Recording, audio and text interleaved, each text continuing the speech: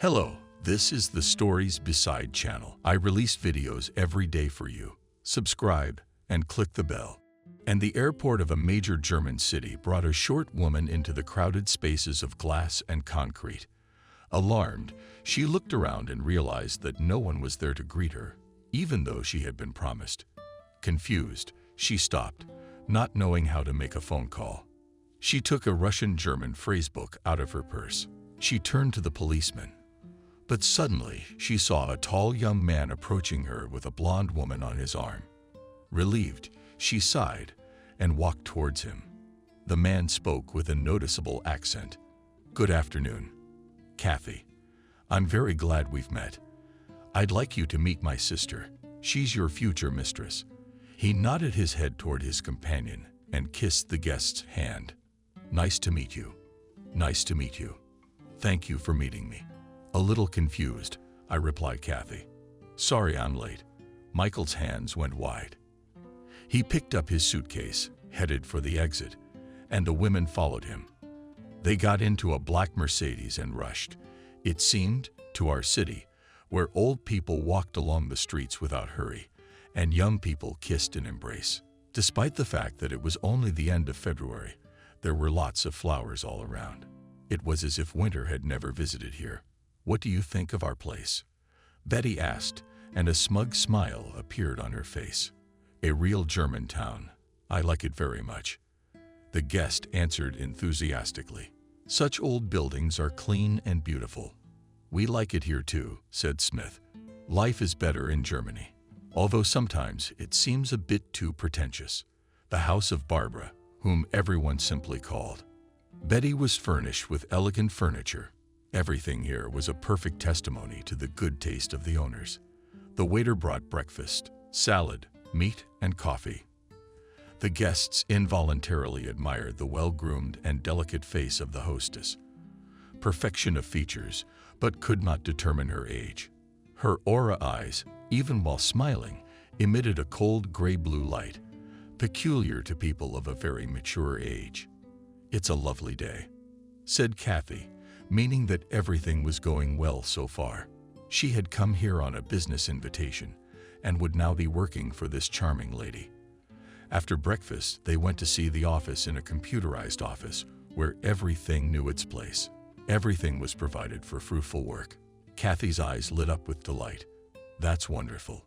Did you hire a good designer? We've worked hard for you. You will be not just a secretary, but my right hand. We are interested in connections with firms in Russia." Smith said inspirationally, "We hope that our firm will gain momentum with your arrival." "You're exaggerating. I was very anxious when I came here, but there is no way out."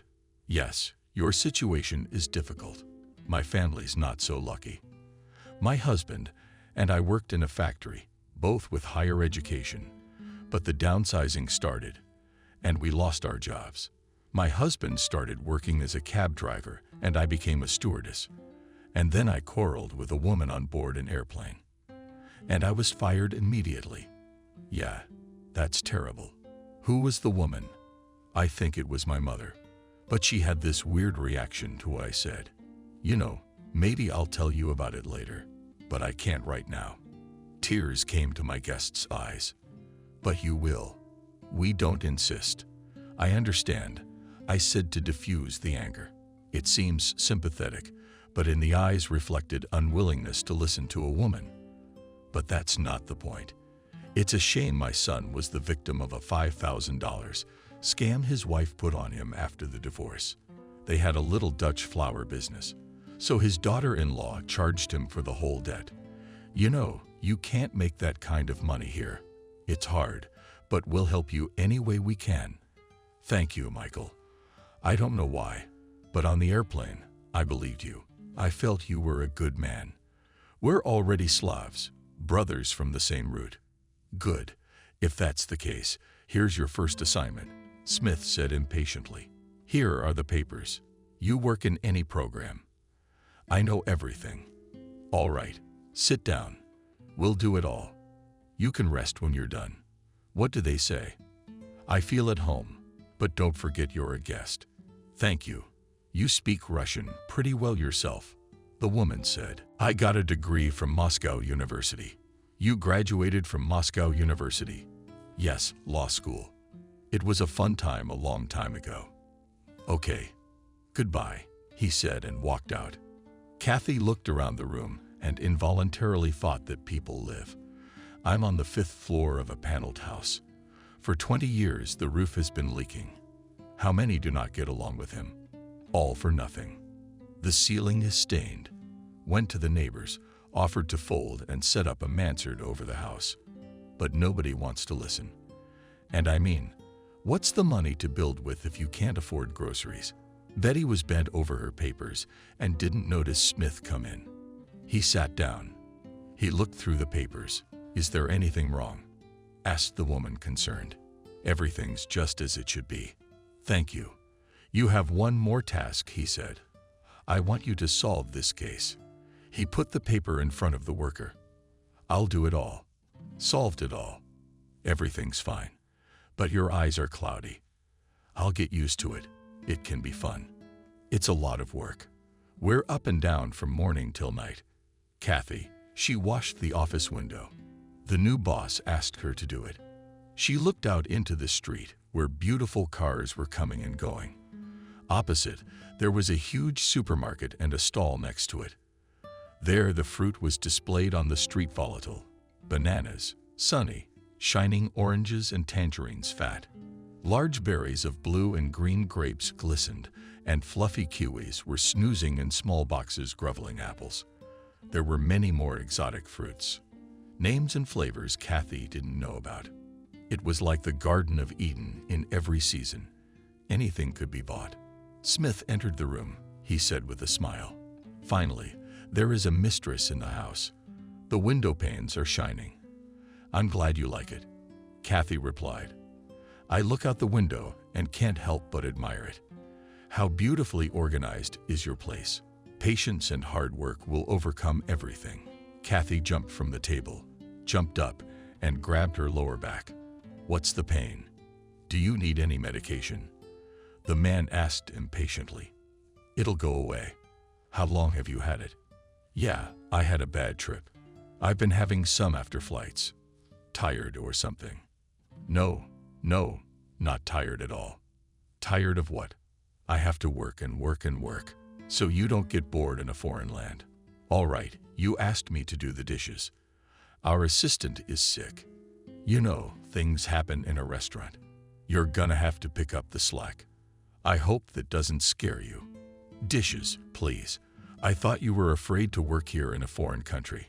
I don't think about myself. Son, saving a corpse. You've outlived your usefulness. How old do you think I am? 46. Germans at that age are just starting families, and we wait for retirement, and then we get ready to go to the other world. So young, you have to look at life differently. The humped man's grave will mend his ways. He waved his hand indifferently. Sounds good. I'll remember that. Kathy was washing dishes. The work was familiar and her hands were dexterous, but her face was already tired. A few waiters were scurrying back and forth, bringing dirty plates. Something straight to her. Too bad I don't know the language, she thought. Hell knows what they don't chirp about him. Maybe it's scolding, maybe it's bullying. How much longer am I gonna be here crying? No need to get angry. Be patient. Get over myself. Woman C waved a strand of hair of a dense forehead with a wet hand. Pondered for a moment. Smith appeared behind her back. Asked her how she was doing. B. Kathy smiled tiredly. I'm fine. Michael, I need to call my husband to let him know I'm settled in. You can call. How much will I earn? First 5,000 marks a month, and then we'll see. That's very little, the woman said confusedly. That's net income without rent and food. I need to earn $5,000. Upset, she said. We understand. Everyone has their own problems. Barbara invites herself over for dinner. We'll be there in about 20 minutes. Thank you. The host walked out. The woman started doing the math. It turns out that I need to live here for 2 years to earn the necessary amount, and my visa is only for 3 months. What am I supposed to do? Don't panic. Maybe I'll figure something out in time. The waiter brought some plates. He looked surprised at Kathy, who was preoccupied with her own thoughts. He called out to her. She smiled, hustled over, taking the dirty dishes. Barbara, Smith, Kathy drank coffee from small cups, savoring the aromatic beverage. We had a lot of work tomorrow, Michael said, turning to Kathy. What can you successfully trade in Russia? Anything. And what is the most popular? The same as always, alcohol and cigarettes. We should think about a drink. Do you want wine or cognac? No. Short answer from my sister. Kathy, and you? Thank you. No.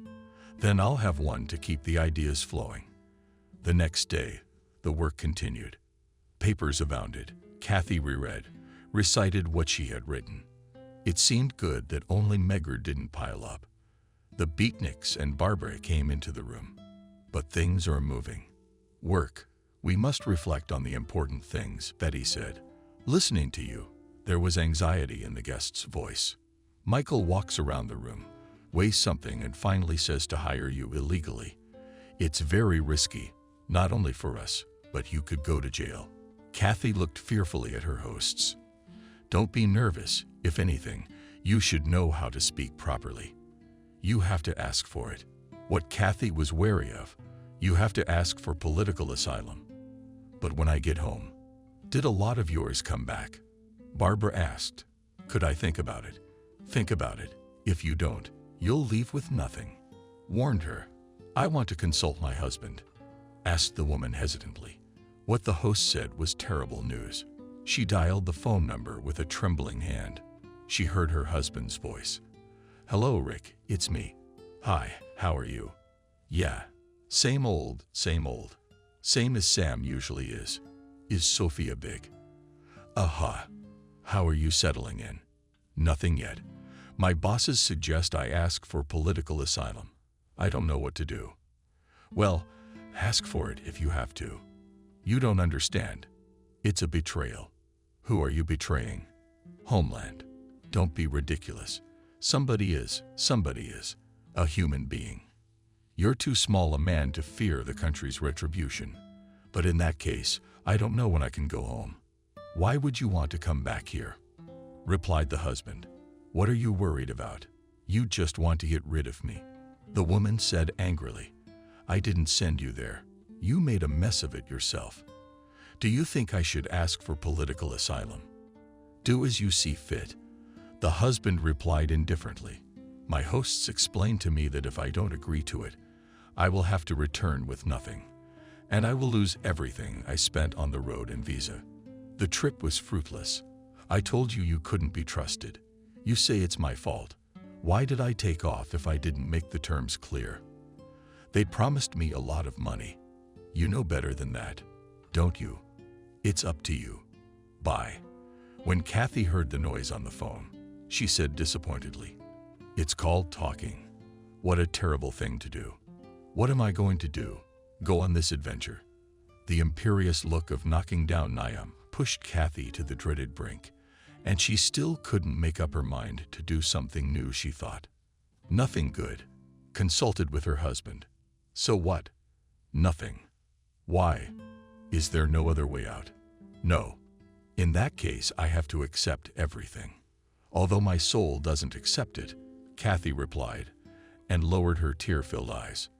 Michael drove Kathy to the office and handed her over to a policeman. She was led into the office, fingerprinted, and then offered to wash her hands and dry them under the Christmas tree. Passport. The policeman said something and walked out. We have to wait, Smith explained. The interpreter is coming, and I have to go. Don't be sad. The young interpreter, thin and clumsy, began to read the questionnaire. Your first name, last name. Kathy. Year of birth. After the questionnaire, the police officers put her in a jeep and drove her away without explaining anything. She realized that now she was completely dependent on these people. Outside the window floated towns, which imperceptibly passed into villages with the same cozy cottages, red and typical roofs, stretched fields and groves. The pipes of industrial enterprises flashed in the distance. The terrain was flat at first. After that, there were hills, and the beautiful scenery was not at all pleasant. Kathy, she's depressed, thinking that she was being driven too far away from Smith, the only people she knew in Germany. The woman watched the speedometer with fear. The distance from the town where they were staying was steadily increasing 200 million, 300,400 kilometers. Behind a metal mesh fence stood several pink buildings, a camp for foreigners who had requested political asylum. Kathy was led through a passageway into an office where two clerks sat. The pretty damsel in distress took the camera in hand in a friendly invitation. "Please have a seat." She snagged herself under the lens. In a few seconds, the picture was ready. A full German woman with indifferent eyes behind her glasses pasted it on the pass form. "This is your document." She handed over the pass. "Thank you," Kathy replied confusedly. "Where do I go now?" "It says here." The room Kathy had taken up residence in was like a cheap hotel room with old furniture. She set her things down, looked in the empty closet and refrigerator, sat down on the edge of a chair, said to herself, "German paradise exists only for the citizens of this country, and people like me are superfluous." A feeling of sadness seized her soul. Tears came to her eyes, but she tried to calm herself. She took a photograph out of her bag and set it on the table. Her own eyes, those of her son and granddaughter, looked at her cheerfully. A woman's curiosity made her step out into the hallway, where she ran into a swarthy, dark-haired man and woman who said hello to the first and asked the newcomer, "Where from?" "From Russia," Kathy replied. "And you're good to be around." And there was envy in the woman's voice. "Why do you think so? Do you have any hope of staying here? The Germans treat you with understanding. Did you give them your passport? You should have hidden it for nothing. They would have issued new ones. I didn't know. We didn't know anything at first either." "Where are you from?" Kathy asked. "Georgia." "And how do you like it here?" "Nothing definite. We live in suspense, afraid of being sent back, afraid of everything. But there is hope. Few people are lucky. You have to be able to convince a German that you really need asylum. Otherwise, what's there to say? Are you allowed to go out in the city? Yes, but you have to come back at night. If you want to stay somewhere for a day or more, you have to inform your superiors. Do they give you linens, or do you have to have your own? They'll give you linens and dishes. Go over there." Third door from the stairs. Kathy knocked on the door and entered a room left by a white closet. At the desk sat the island and a German woman to whom Kathy showed the pass. The woman tapped on the computer keys and then handed out 2 bags with all the necessary household stuff, plastic utensils to a mop. With this goodness, the woman returned to her room. Kathy walked out the gatehouse, turned into town. The brick-roofed cottages glistened with new paint. The tips were decorated with flowers. You couldn't even tell if the flowers were real or artificial. It was February outside. She marveled at the luxury of the shop windows, fruit displayed unattended on the sidewalk. She was hungry, but she didn't buy anything. On the hill to the left was a church. Kathy went there. She decided to pray on an empty stomach. Her face was tense, wary, as if in anticipation of trouble. She climbed the steps, crossed herself at the entrance to the church, sat down on a bench, looked around at the white walls decorated with icons, and began to pray. Gradually, the tension was replaced by helplessness and self-pity. Tears ran down her face, bringing relief and peace. In the courtyard of the Kathy camp, passing by 2 young men, she heard them speaking in their native language. She said hello to them. "Hello, fellow countrymen." They responded in a friendly manner. "Where are you from?" "From Krasnoyarsk," Kathy replied. "And I'm from Moscow." "And my friend from Vyborg," said he, nodded his head in the direction of medium height. "How long have you been here?" asked Kathy. "Yes, bored," replied the blonde. "And how long does it keep here?" "Who's as lucky as you are? Some of them have been here for weeks." "In that case, we should get acquainted," a woman offered. "My name is Ethan." The blonde one said his name. "I'm Benjamin," said the other one. "How do you like it here?" asked the woman. "Not good," said Ethan. "No work. They're overstocking me with old stock. No one here is interested in my higher education. What's your specialty?" "Mechanical engineer." "I'm a construction engineer, but you must have worked somewhere." "If there's old stock," Kathy noticed. "I worked illegally on a Greek construction site for almost 8 months. And then I got caught. Had to apply for political asylum. They brought me here. I only worked 3 days. My bosses didn't even pay me anything. They offered me to give up right away. They said they didn't want to get in trouble for your illegal work. And they lured me with promises." The woman said with resentment.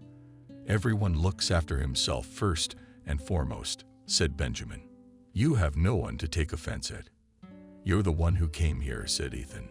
"How can I run away now?" asked Benjamin. "Across the river. There's a Pole who drives in Moldavia. A lot of them get here that way. They shouldn't come here. You can't get a black job here. Without work and money, there's no life," Ethan said. "What do you mean black jobs are illegal?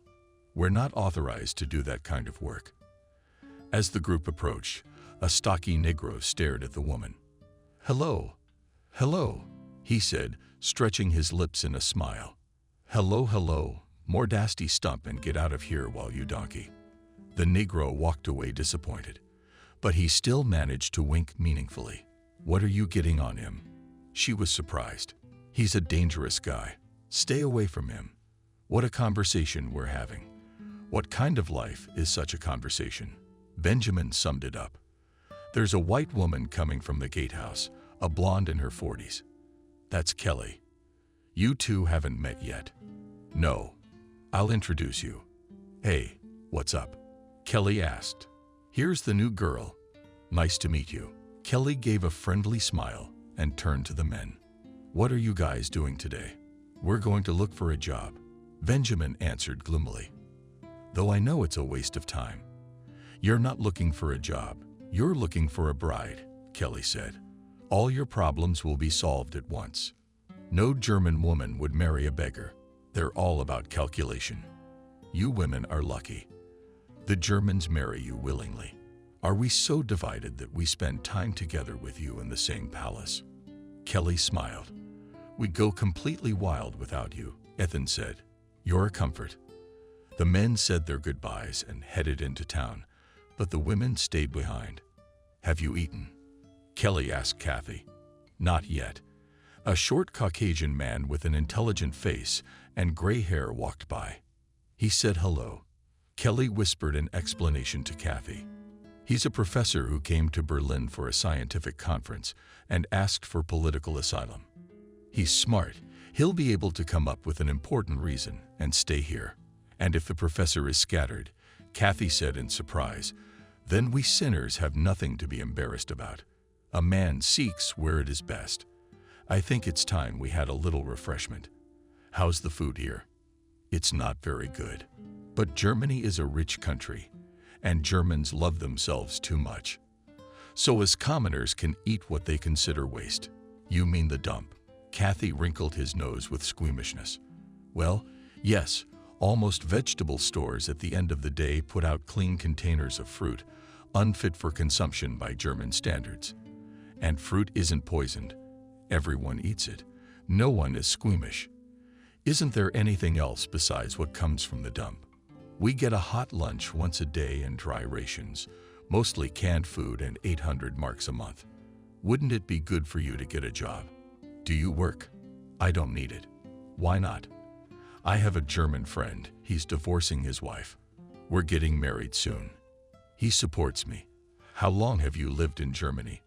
10 years. Kathy's face was horrified. Her heart ached. "I wanted to go home to dear Russia. All 10 years illegally. Yes, I worked as a freelancer, cleaning apartments in Germany. And by the way, I won my Carl back. I cleaned their place too. I think it was his wife who reported me to the police. One day I was captured and imprisoned. I had to ask for political asylum. I don't want to stay here forever. I just need to make some money," Kathy said. "You know, Kathy, to get a job legally, You need permission from the authorities to get it in our situation in 2 ways. Make up a plausible legend that you don't have a life in your home country or get married. Kelly, I'm an ordinary woman. I have no interest in the authorities. Besides, I'm married. You love your husband. I'm glad I do. I used to love him, but things evolved. You know, before you get a divorce, you have to weigh things up a lot. What are you talking to me about? I've outlived my time. I'm not a woman anymore. I don't need anyone. How did your husband feel about you going away? He doesn't seem to care. Maybe he has a mistress. He used to. Now I don't know.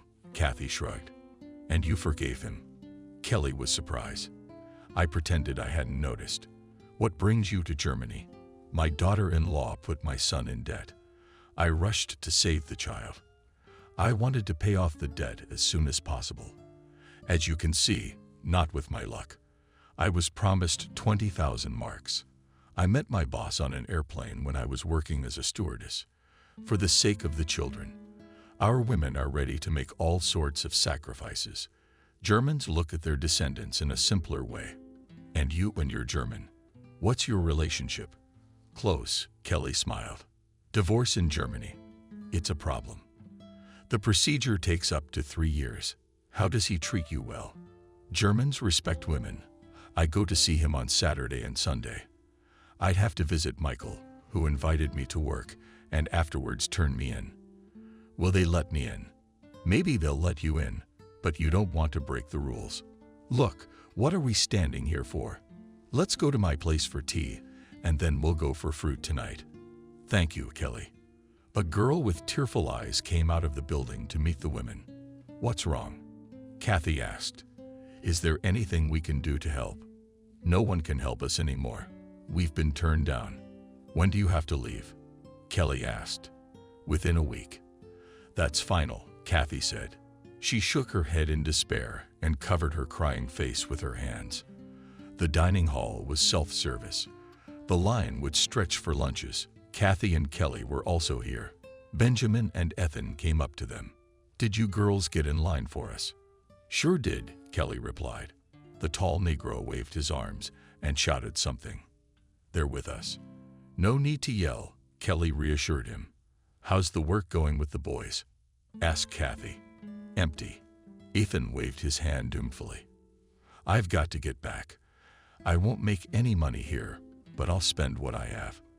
And the family's probably waiting. Kelly remarked. I don't know. My wife and I didn't get along very well. But my daughter's growing up, and I'm trying to do my best for her. They put their plates of soup, rice, side dishes, and sausage on trays, plastic cups of yogurt, and sat down at the table. Kathy sighed and wrinkled her nose. What kind of salty soup? I don't like that kind. The chef here makes this dish on purpose, so you don't have to ask for more, Kelly smiled. Benjamin, why are you so gloomy today? I'm hungry, we'll talk about it then. By the way, there is a case, we'll discuss it after lunch, Kelly suggested. Ayla, Ethan, Kelly and Benjamin left the dining room. The girls are invited for a beer, said Benjamin. Kelly answered with pleasure. They went to the next building. Benjamin had a chicken and skinned room. There were many empty beer cans on the table. The host, with one motion of his hand, sliding in the empty containers, set down 4 bottles of beer and invited a treat. Thanks good-naturedly, Kelly said. The stolen beer didn't stand well, Benjamin replied. Germans don't like thieves. Girls, I'll have some cosmetics. Maybe you can buy some. My German gives me cosmetics. Kelly refused. And I'm still too poor. Kathy said no. Too bad. I was really hoping for you, Kathy suggested. Does she have money? Kelly suggested. And I'll try, said Benjamin. By the way, Kathy is your countrywoman. Kathy said to Kelly from the beer and beer from the bottle. I came to Germany on an invitation to dance. In a bar, stripping and stuff. Now she's getting married, I think. Anyway, she's got money. I should meet her, Kathy said thoughtfully. We'll get to know each other. But she doesn't like to talk about her past. What's in store for all of us? Kathy sighed.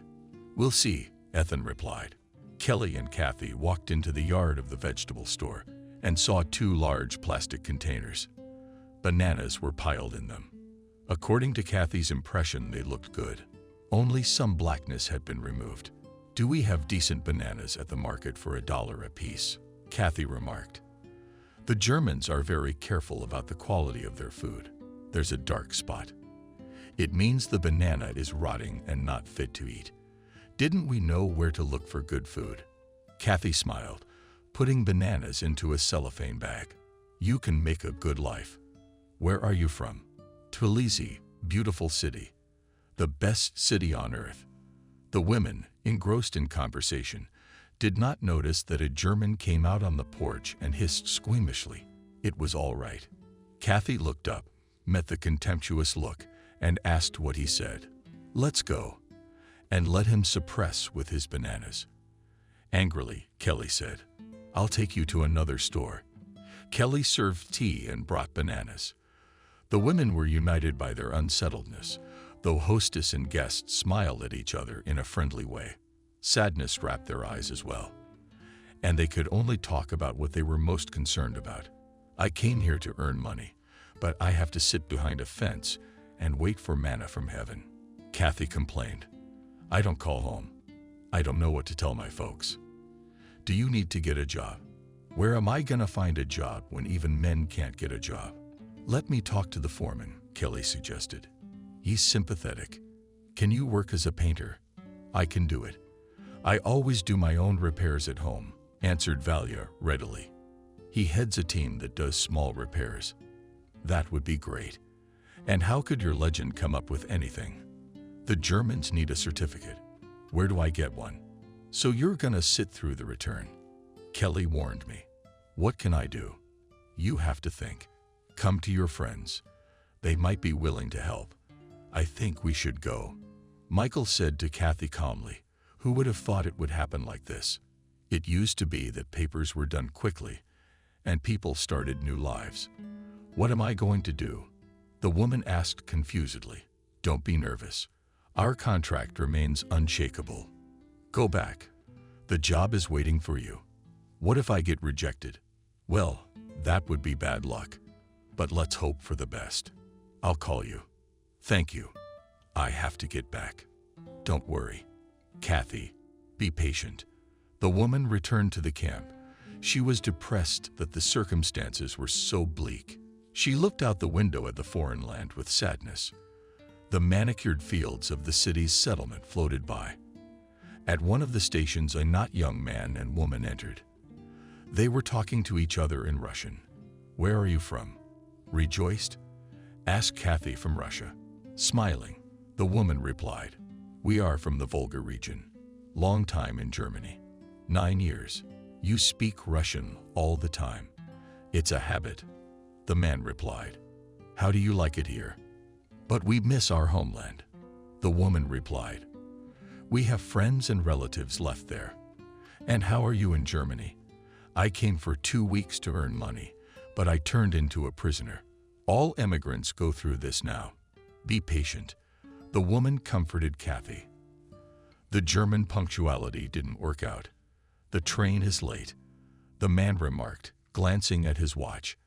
How alarmed Kathy was by 5 minutes. "I'm not going to make it to the next train. I'm not lucky. Don't worry."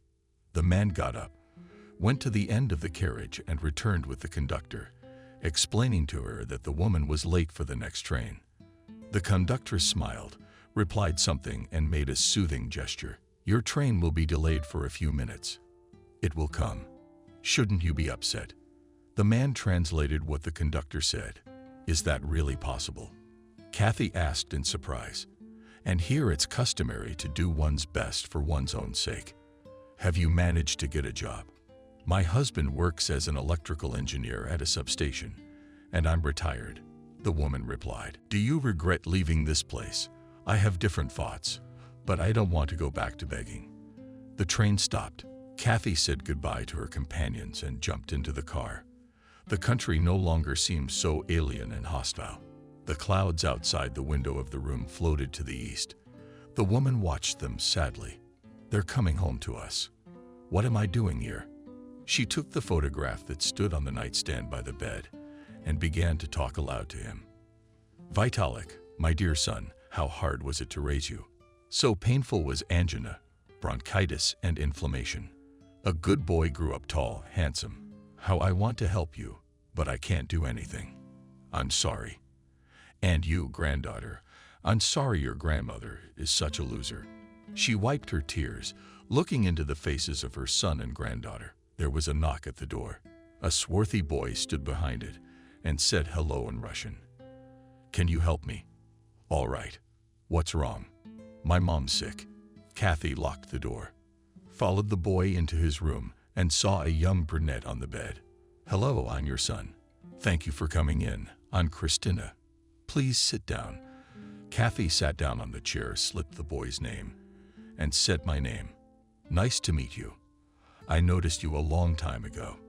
You're beautiful. What beauty? Are you sick? Yes, sciatica. We're poor. Please take my William with you when you go bananas. I will. Thank you. Where did you come from? Kathy asked. I married an Orthodox Christian from Azerbaijan. I changed my faith when my husband died in a car accident. I couldn't bear to live. They say that everything passes, Kathy said. The saddest thing is that I can't get rid of the bad luck. Come and play outside with me all day long. The boy was happy and slipped out the door. Your son is kind, obedient, attentive. She praised the boy. And the child is like a child. I didn't want to talk about him. I was going to Germany to get married. I met a German and went to visit him at his invitation. But he didn't like us. He looked at how much we ate. And the boy is growing up. He has a good appetite. He needs to eat. I had to come here. But my nerves didn't hold up. My spine ached the next morning. I took some painkillers. I'm waiting for my father's pain. I'm a doctor myself. I know that spinal pain is not something to be trifled with. If you need help, you call me. I warned you. Thank you. Will you please look after your son? What if something happens to me? Christina asked. Don't worry. Let's hope for the best. Do you have children? One son is grown up. I envy you so much. Did you get to raise your son? You know, little babies, little squirrels, and big babies, big babies. I'll be sure to take your William if we go bananas. Don't worry, it'll be fine. I'm good with kids. I already have a granddaughter. Kathy and the boy were returning from the store, carrying cellophane bags of fruit on this clear day with a short spring sun and a cloudless sky. The foreign town lives with its own worries. The boy looked around curiously with appetite, eating a banana. Why do the Germans throw away such delicious bananas? He asked. They have too many bananas, and they don't have time to eat them, replied the woman. Lucky me. And do you know that today is the first day of spring, and after that it will be summer? Do you like summer? Summer is hot. I like fall. That's when the mountains are golden. I like to paint them. Do you miss the mountains? Yes, very much. There are mountains in Germany too. We used to go with Uncle Peter. When I grow up, I'll buy a car and we'll go to the mountains with my mom. You have a wonderful mom. You have to help her so she doesn't get sick. I'm doing my best. That's what my dad taught me, but he's gone. Don't be sad. You'll grow up strong and smart.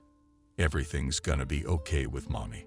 Kathy showed the pass at the gatehouse to Shakhtar and walked with the boy to the yard, where she saw an ambulance. Something's happened, she said. Someone is sick, the boy replied. A woman was carried on a stretcher to the car. The boy rushed to her screaming, Mommy, Mommy. Christina hugged her son and said sternly to William, They are taking me to the hospital. Wait for me and don't go. Alone in the city, you hear? I forbid you. Okay, Mom, what's wrong with you? Asked Kathy. You went, and I tried to get up, and I realized something bad had happened, and I couldn't get up. Good thing a neighbor came by to check on me, so I called a doctor. I probably would have died from the pain. Let William stay with me. Thank you, Christina. I've already made arrangements with the neighbor. Her David is a little younger than my son. They're friends. The boy will stay with them. Thank you very much. Mom, I want to come with you. Through tears, my son asked.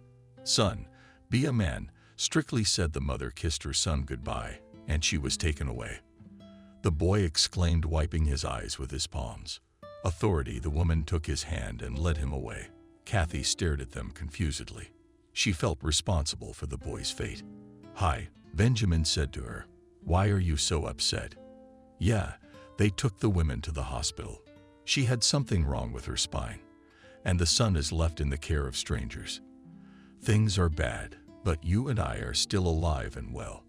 I have a bottle of champagne. Let's go to your place and dispel the sadness. Where could you get champagne? Where I got it. Where I got it. I made it. Good master. Let's go get some champagne. Pour it into plastic cups. To us, said Benjamin. Did Kathy fix it for you? No, just to us. Here's to you, making this your last stolen bottle. You got something to talk about. Let's have a drink. Kathy tasted the drink and said it was delicious. It's bitter to me, Benjamin objected. What are you implying? I'm lonely. I haven't been with a woman in 100 years, and you're so beautiful. Do you know how old I am? I'm not interested. Real women have no age. Benjamin tried to hug Kathy. She said, Don't, Benjamin, because it makes me want to howl with despair. In that case, let's have another drink.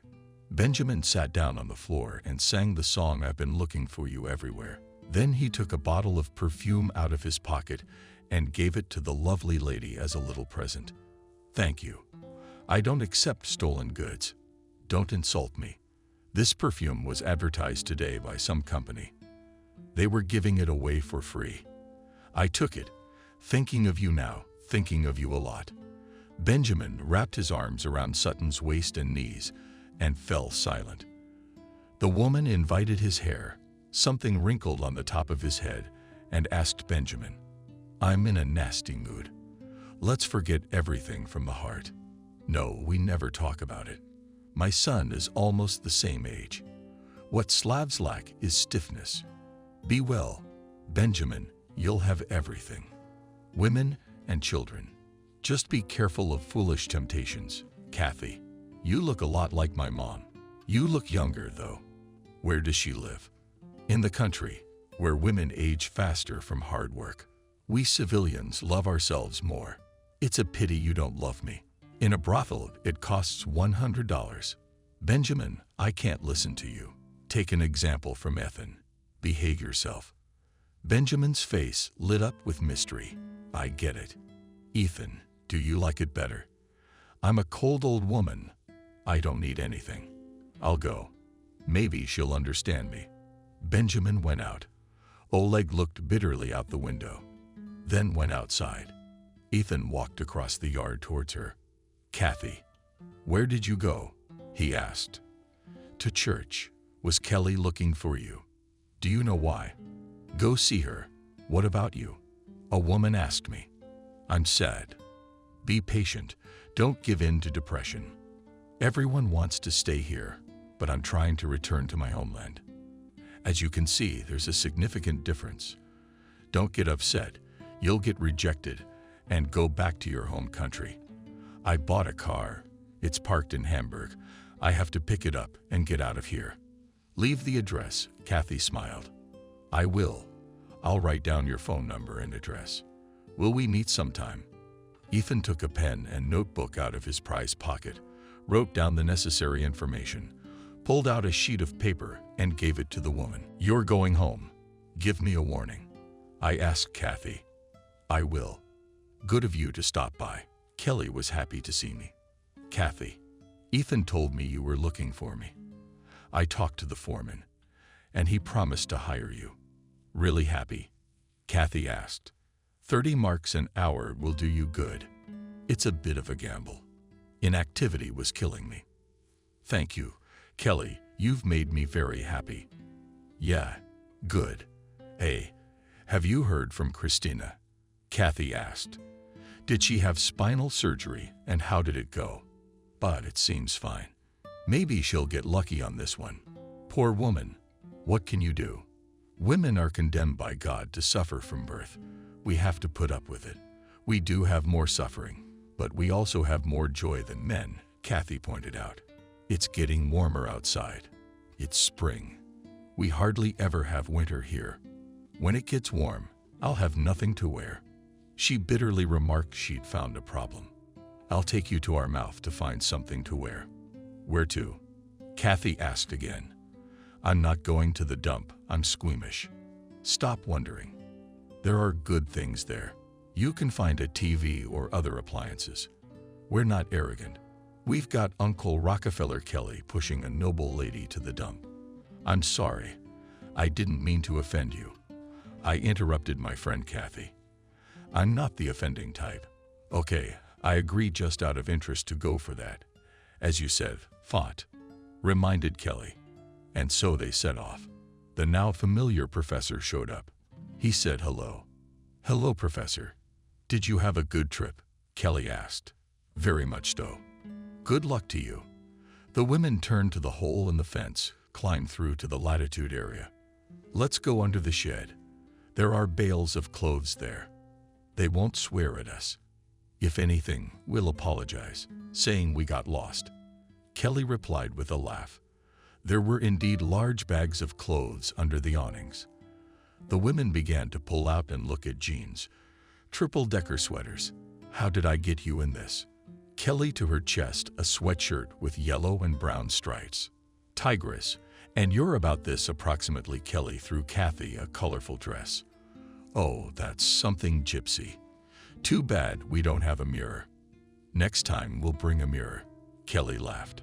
Look, men's jeans. Maybe they'll fit my husband. I guess they'd be like brand new. I told you so. Kathy bent down. As Kelly sorted through the clothes, she was more careful. Every now and then she glanced toward the building where the guards were. Hearing a sheepdog barking in the distance, she fearfully said, "Run." What's wrong? Sheepdog. The dog was already flying towards them. The woman grabbed the selected clothes and rushed to the iron. For a moment, the barking died down.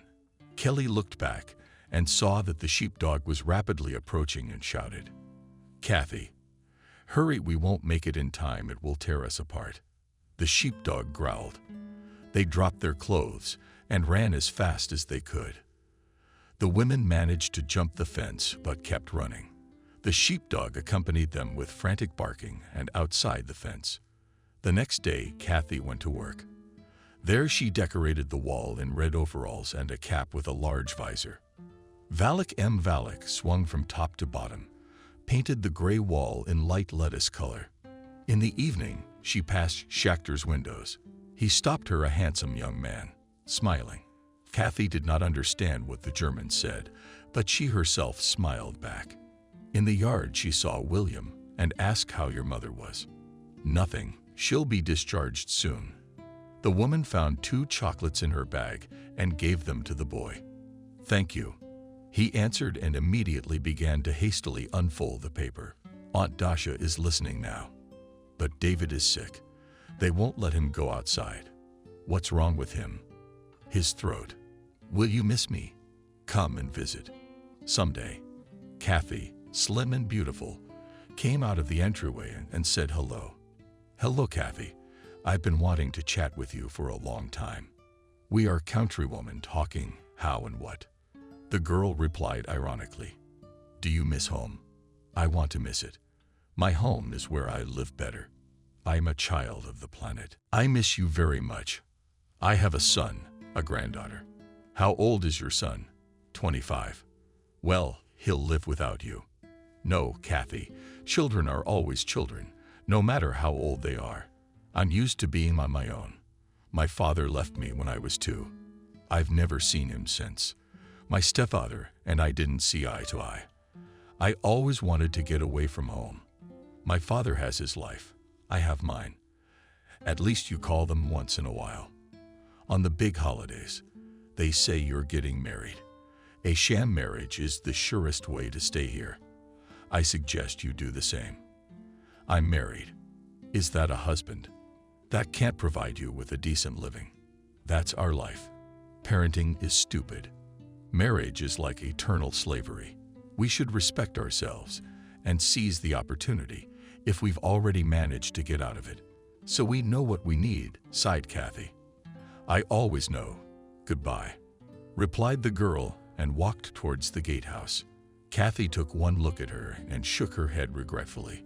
Already from such a young age, the girl had to get away with it, lie, enter into a sham marriage. How could one keep one's soul under such circumstances? The woman went into her room and sat down at the table, wondering if I should have gotten involved in this adventure. I could live here. A foreign language I don't know. A foreign land. No feelings all this evokes in me. I must help my son, but at what cost? There was a knock at the door. Kathy opened it, surprised to see a janitor from the gatehouse on the threshold. He entered the room, stopped, looked at Kathy. That is Scene Frost, said he said with a smile, putting his arm around the woman's shoulders, their libido there. Kathy smelled the pleasant odor of expensive deodorant that the German man's clothes smelled like. The janitor. Released from his embrace, she said sternly. Is that what you all say when you're courting? No love at all. Let's be friends if you want to be. Liebe nicht freuen me. The German raised his eyebrows in surprise. He was swarthy with correct facial features. Handsome. Knew it, so he showed self-assurance. Kathy. Warum? The guy spoke German fast. Why? Why, Kathy? Kathy shook her head and pointed to the door. The janitor was very surprised by her refusal. However, he tried to hug the woman again. She shivered, spoke quietly and clearly, again pointing her hand at the door. Benjamin Kathy, escorting the German to the door, muttered angrily, "What do I need all this for?" He finally realized that he was finally being rejected. He said goodbye and walked out with a bewildered face. When the door closed behind him, Kathy crossed herself. Save me and keep me safe. He can get me out of here. I'm dependent on everyone here. I should talk to Kelly. Why are you so green? Kelly asked Kathy to let her into her room. Something happened. And this asshole from the watch offers love, said Kathy indignantly. What are you thinking about? Have some coffee. Calm down. And calm down here. You refused such a handsome and young German. Kelly laughed.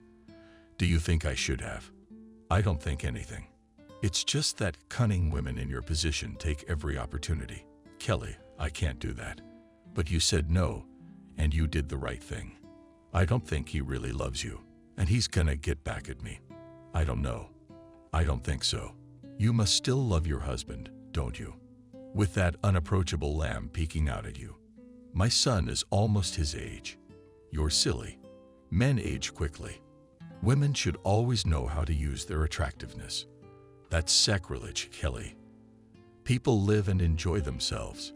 You've buried yourself alive. I'm living without money, without papers.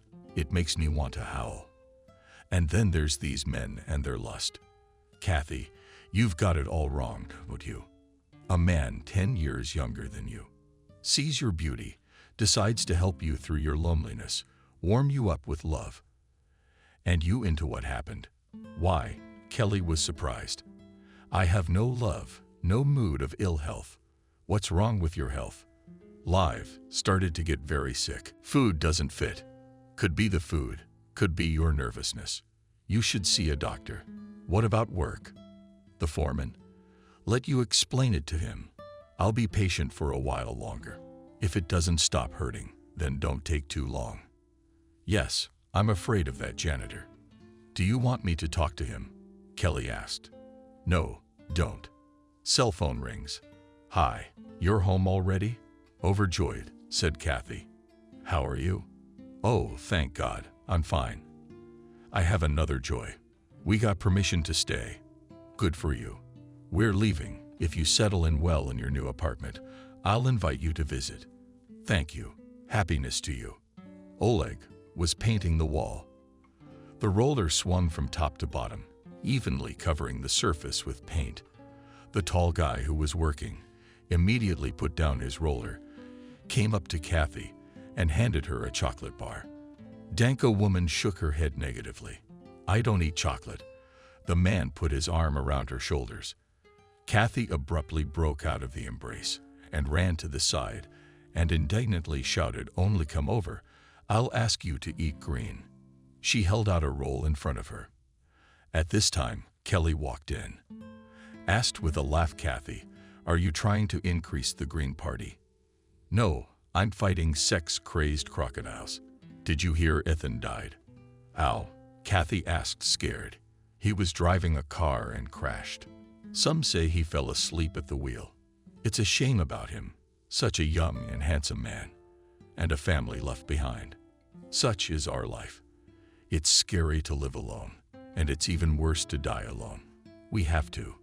Ethan, I have an address and a phone number." Kathy remembered. "So you call."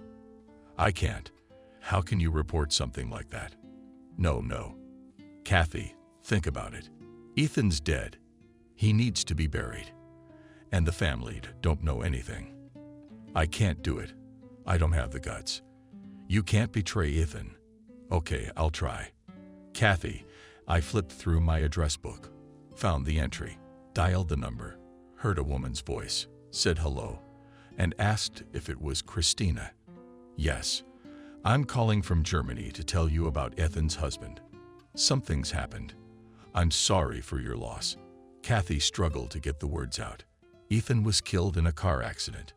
"Ethan, don't joke around like that." "I'm sorry, I'm not joking.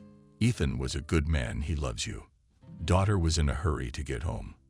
Drove the car, and they say he fell asleep at the wheel." Vanya's sobs were heard in the phone. "Christina, you should definitely come here to take care of Ethan's funeral." "Yes," Kathy sobbed into the phone, barely able to keep from crying. She lowered her voice and said cruelly, "Stop crying, Christina. You need to think about yourself and your daughter. Ethan, waiting for you here. I'll do anything. You know the address?" "Yes," Ethan wrote to us. "Come, we'll be waiting for you. Goodbye." "Kathy," she hung up. "She'll be here. You're good. I couldn't do that." Kelly complimented her, and I was lying on the bed, flipping through a phrase book, memorizing German phrases. There was a knock at the door.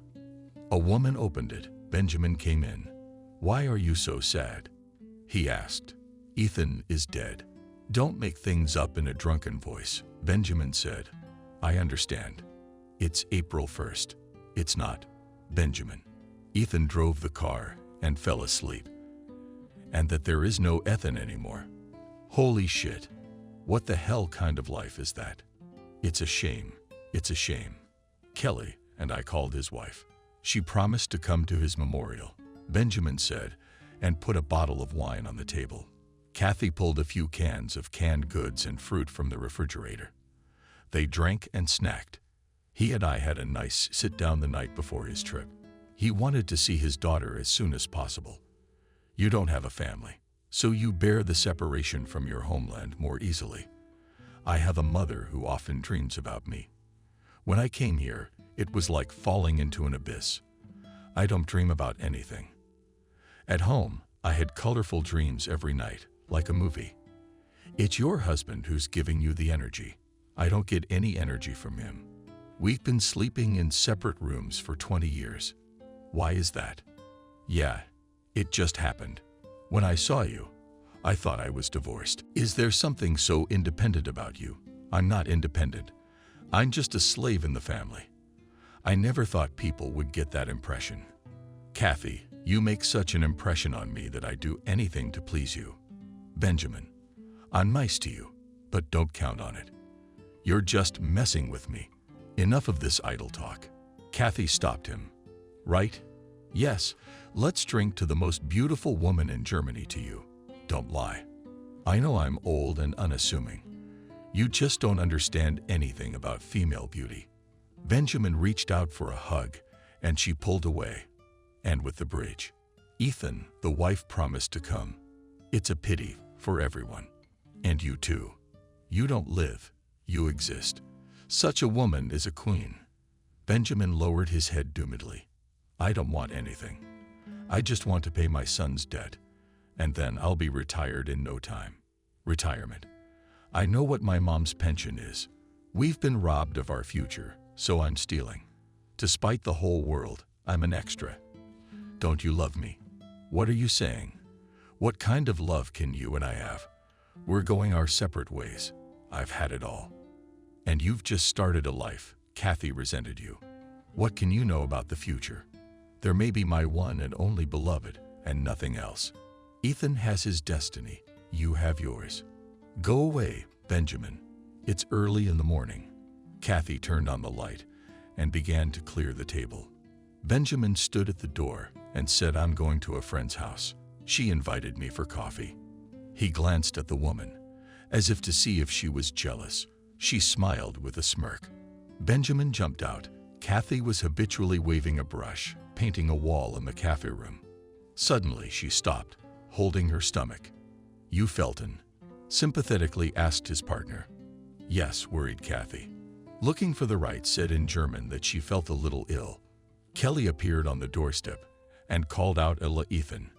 His wife is here. She wants to talk to you. I don't get off work until 300. And Christina's in a hurry to catch a train. What about Ethan's anxiety? Kathy asked. They gave her the ashes in a small urn. Is she crying? No, I think she'd cry all her tears. Why don't we ask the master for you? Kelly suggested it.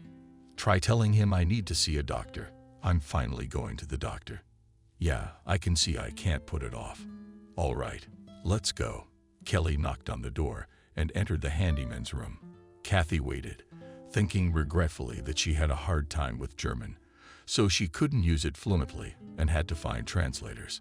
After a few minutes, Kelly came out triumphantly and announced everything is fine. You are free for the rest of the day. And the master has also offered you a new job. What kind of job at the cafe? What am I supposed to do there? Making coffee for our bosses to drink during the break. And afterwards, when everyone goes out, you'll help with the dishes. I think coffee smells better than paint. That's great. But will I be able to please him? Kathy said she had her doubts. You will. You can start tomorrow. Thank you. You're my guardian angel. It was you who conquered the master with your hard work and diligence. Christina was waiting for the women near the gatehouse, sitting on a suitcase. A large bag stood next to it. I brought it in. Kathy, Kelly said. She's the one who called you. Thank you very much, said Christina, taking a step towards Kathy. I'm sorry to interrupt you from your work, but I'm in a hurry. My train will be here soon. I'll see you off and you, Kelly, know. I have to meet Carl. The women headed for the train station. Kathy and Kelly had dinner together. Why aren't you eating? Kelly asked. I had a diet check with the doctor. What's the diagnosis? Ulcer. I'm gonna have to eat more. Eat bananas, canned goods. You can't cure an ulcer. I like bananas. Let's hear it. I'm going out with my German on Saturday. Maybe you want to get checked out with me. I'll tell him to bring a friend with him. Why would I do that? There'll be good food. Nice people. You will. I don't know how these Germans will eat themselves up. We'll sit and talk and go our separate ways. It's interesting to see other people. Okay, but please, no matchmaking. I don't like that. Come on, no one's infringing on your precious independence. Al Jazeera poured coffee into the coffee makers, set the tables, clean, with tablecloths, wiped the cups. Looked around the room. She was pleased. The clerk came in, smiled, and praised the goodness. Thank you. Coffee's ready. I can go now. Yes. What kind of coffee? Okay. Kathy smiled and hurried out. How was work at the new place? Kelly asked. It seemed fine. She went to the first one, tasted the coffee, and praised it. It'll be easier for you here. Thanks, Kelly. I'd be dead without you. And with my low blood pressure, coffee is a must. By the way, we've already been invited to the restaurant for Saturday. Our friends are eager to meet us, Kelly said. I'm a little embarrassed. It's gonna be great. You'll see how Germans respect women. She comes to you, brings you a bottle, drinks it herself, and then demands payment in kind. But not everyone is like that most of the time. I understand that poverty has made everyone lose self-respect. What kind of a beggar is a gentleman? But we are rich in soul, and we have only soul capitals left. Kelly said mockingly, "Look, your customers are already drunk with coffee. I'll go and wash up after them. It's so warm outside." Kathy sure smiled, her eyes glistening in the bright sunshine. Soon it will be summer. It's beautiful in the mountains now. Kathy on the porch at the cafe was waiting for the bosses. It was obvious from everything that they were satisfied with the coffee.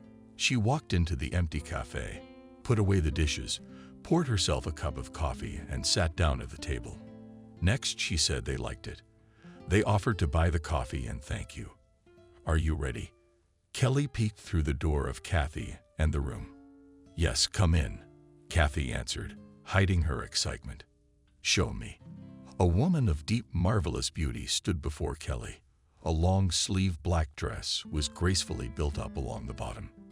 Stanu's russet details in hair was loose for the first time and cascaded marvelously down her back.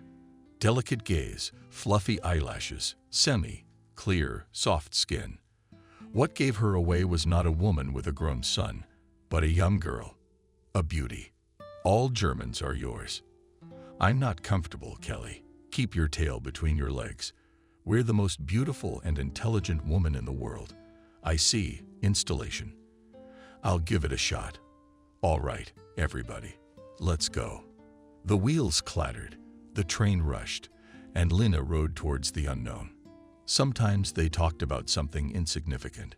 "Do you love your Carl?" Kathy asked. "If I didn't love him, I wouldn't be dating him. It took me a long time to choose." "Do you know Germans well? How are they different from our men?" "Germans are not shy to talk about what they feel. Besides, German women know their worth, so their husbands realize that love must be earned. Our men die mostly at a young age because they drink and smoke a lot." More lying on the couch in front of the TV, Kathy supported her friend. "Men in general are fickle. Or did he go somewhere else? Or the other one ran away? A woman can't afford it because she's attached to her children. We're approaching. Look, there's our beau over there. How do you like them? How can you tell at once? My friend is a turtle." The women rushed excitedly to the exit. "Here we are," cheerfully said Kelly, kissing Carl, the dark male innovator and rather tall guest. That's how the men said hello. "Let me introduce you, Mrs. Kathy," said Kelly, playfully looking at the German and her friend. The men kissed Kathy's hand and named themselves. "Carl, Friedrich Angel. Nice to meet you too," Kathy replied, looking up at the tall, thin Friedrich. She felt uncomfortable next to him at a height that was only slightly over 1.5 meters. "By the horses," Kelly said. "No, wait," Kathy stopped her friend. "Let's go and look at the timetable. What time is the evening train? We asked for 2 days. I want to be back tonight." "You're on it straight, aren't you?" "Yes, I know the timetable from memory. There's a train at 20:30. Ok." Everyone got into the car, which Carl drove with Kelly next to him. Friedrich and Kathy were in the back seat. Kathy tried to look out of the window, as if she were too attracted by the scenery. Finally, the car stopped outside the restaurant. Friedrich got out first, walked around the car, opened the door, and gave Kathy his hand. Next, he pronounced MT. She thanked excitedly, feeling the warmth of his hand. As they climbed the stairs, Friedrich supported Kathy. At the table, they found themselves opposite each other. Tay was very shy. There was very little of him. "Kelly, translate, please." "I'm sorry, Mr. Friedrich. I don't know the language, so it's very difficult for me to maintain a conversation with you." Kelly translated. Friedrich smiled and answered briefly. "Friedrich says he understands you well with his heart without words." Kathy shyly thanked the still feeling and herself at someone else's party. Kelly leaned over to her and mouthed tacky, "Stay away. He eats you with his eyes." When they left the restaurant, Kelly said, "Friedrich is inviting us to his place." "No, I'm not going." I said no. What's the big deal? We'll have coffee, sit and talk, see how people live. Kelly, don't talk me into doing whatever you want. Kelly approached the men, explained to them that Kathy wanted to go home, and immediately turned to her friend. They are very sorry to see you leave. We'll take you to the train station. Translate, please, Kelly asked Kathy. I had a good time with you. I thank everyone sincerely. At the gatehouse, Kathy saw Benjamin looking threatening. Kelly went to see the Germans. What's it to you? I'm the first one in. Why? Is there already a line? The woman asked sarcastically. Allah, I love you. That's enough, Benjamin. What kind of love can there be under these conditions? I understand with the Germans, the conditions are different. They invite you to a cottage. Benjamin, you have no right to humiliate me. Kathy was indignant, and at that moment she saw the attentive eyes of the janitor who had recently confessed his love to her. Let's get out of here. All our women are looking at us corrupt. It's men who invented this system of existence, where gold and paper money are considered the greatest value. What's there to be offended about? I'm offended that you don't believe in my feelings, but are you interested in my feelings?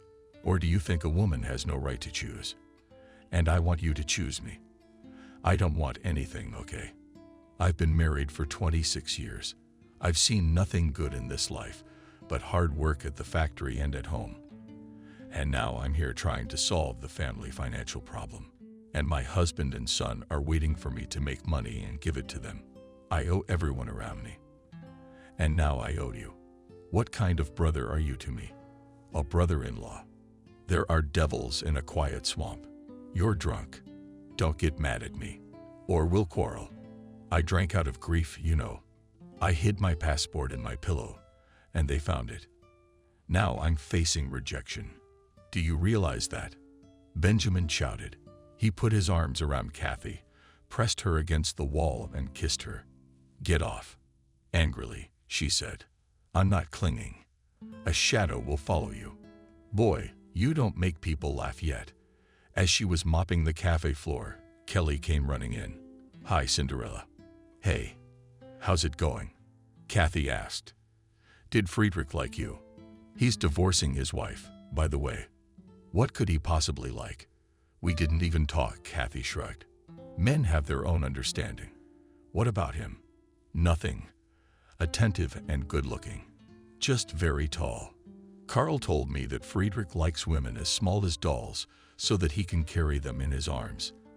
That's right, but so does everybody. Yesterday, Benjamin almost raped the horny tribe. Saw him all beat up today. He was drunk, said Kathy. Said he got into a fight with somebody. He's a badass. Let's go out Saturday, said Kelly. Our dates want to see us. I don't want to. What's wrong with it? I'm fine. I'm just embarrassed about myself. Don't make it up. Think about it. Saturday's a long way off. Okay, I'm off. Kelly walked out, and I wondered what he hadn't found for you. God, what a man wants. They're all the same. The girl shook her head and brushed that heavy Russian braid off her shoulder. She looked out the window and saw a strange woman in the yard. Next, she said to herself, oh, here comes the new girl. Maybe a countrywoman is carrying us around the world. We have no refuge. We've lost ours and gained no refuge. Kathy walked through the town. She passed a familiar church she frequented. She went to a shoe store. She tried on a pair of high-heeled shoes. The not young salesman looked at her feet with delight, handed her the shoes, saying her head would light up. Kathy, with signs and words, which she remembered from memorization, explained what kind of shoes she needed, showed what high heels she wanted. Good, Kathy, good, replied the salesman. Give the woman shoes. Finally, Kathy chose expensive black shoes with very high heels, trusted them, and it was as if she had grown up. After all, the price? She asked. Finn Feinberg, 500 marks. Kathy looked at the salesman confusedly, but after a moment's thought she waved her hand and paid the money for the purchase. Kathy, as usual, had lunch with Kelly. This time they were in a small room, quite OBG that you know. Our suitors are preparing a surprise for us, Kelly said. What kind of surprise? How should I know why you're seducing me? You know I'm a weak and curious woman. I'm not eating. I'm giving you a chance to have an interesting time on your free days instead of sitting here. You've seen for yourself that these Germans are decent people. They work at a company that makes transformers. They earn good money. They're happy to do something nice for us. I've noticed, Kelly, that they treat us nicely and with respect. I don't regret coming with you at all. Then put aside your self-importance and agree to ride with us on Saturday. All right, we will, Kathy promised. I can make Friedrich happy that you will, Kelly clarified. You can. Carl said that Friedrich is very impressed with you, so shocked. No one has ever seen him before. And I've prepared for the new meeting, said Kathy. How I bought new shoes. Show me. Kathy pulled a box of shoes out of the closet. Chick raved Kelly. And hundreds of stamps. Aha. But they're worth it. Worthy. Kathy with shoes walked across the room, majestically beautiful. Great. In those heels you can look down on Friedrich. Kathy took off her shoes and became small again. She said, I don't know how to do anything. Kelly, even though you've been married for so many years, I'm afraid of these games. In short, dark, I am nothing. All clear and just be yourself. I don't need anything more from you. A beautifully assembled Kathy and Kelly walked out the front door. They were greeted with flowers by Carl and Friedrich. There was another couple with them, a tall basketball player girl and a stocky man, about 40 years old. They said hello. Kelly told Kathy to meet Clara and Helmut. Nice to meet you. Kathy gave her hand first to Slaga, and after Helmut, Slaga was invited by Friedrich as an interpreter. For 2 days, this couple will accompany us so you won't be bored, Kelly explained. Thank you, said Kathy, shifting her gaze from Clark to Friedrich. Finally, they got into their cars. Kelly and Carl drove separately. Friedrich sat behind the wheel of the second car. Next to him, Kathy, Clara, and Helmut took the back seat. The cars stopped outside a large store, where even the windows seemed to emit expensive odors. Men invite us women to choose cosmetics as gifts. What anyone likes, said Clara. Thank you. But I don't need anything, replied Kathy. TZ Orbit? Asked Friedrich. Kathy, men want to make us feel good. There's nothing wrong with that. A normal sign of attention, which does not oblige to anything. Trying to indoctrinate her. I can't take the gift. I'm sorry, Clara, I'm so badly brought up. Okay, said Friedrich. Kathy shook her head. Her gaze was so unbreakable that Slaga waved helplessly and plowed out of the car. But immediately Kelly ran up to the car and began to coax you. What are you hiding? Let's at least go and see the goods. Kathy realized she was holding up the group. She got out of the car and headed into the store with everyone else. The windows shone for left many bottles with gold stoppers, colorful boxes, tastefully decorated with amazing artificial flowers. All this delighted and charmed the women. Friedrich asks what you want to buy. Turned Clara. Nothing. And please do not address me with such questions again. Friedrich silently and coldly walked beside her. Kathy took a glance at the store and went outside. Kelly and Clara came out with happy faces. They were discussing something animatedly, carrying brightly colored packages. Look, we have real French perfume, Kelly said excitedly. I'm glad you found gifts to your liking. Kathy smiled back. There was no envy or resentment in her eyes. The group crossed the street and headed for the grocery store. Friedrich walked beside Kathy. He pushed the cart in front of him. From time to time, asking you, what I want to buy, I don't know. Looking at the sausages and hams, at canned fish and vegetables, shrugged. Then Friedrich began to put supplies of his own taste into the cart himself. Also calmly passed by confectionery. Only in the fruit department she could not resist. Stopped, pointing with her hand to grapes, peaches, and bananas. Gut. Rejoiced, Fry began to fill the cart with fruit. Their car was rushing along the highway. Kathy glanced at Friedrich's hands, which confidently controlled the car. She looked ahead at the road, but with a corner of her eye, she still watched his face, pleasant and concentrated. We stopped near a small restaurant. The group entered, sat down at a table in a deep, cozy alcove, where they were invited. Music was flying, where they could relax and talk. Kathy was seated next to Friedrich. To her right sat Clara as a translator. Pour champagne. The first glass to the women, Carl said a toast. Kathy clinked glasses with Friedrich and other participants of the feast. She bought wine and snacked on chocolate.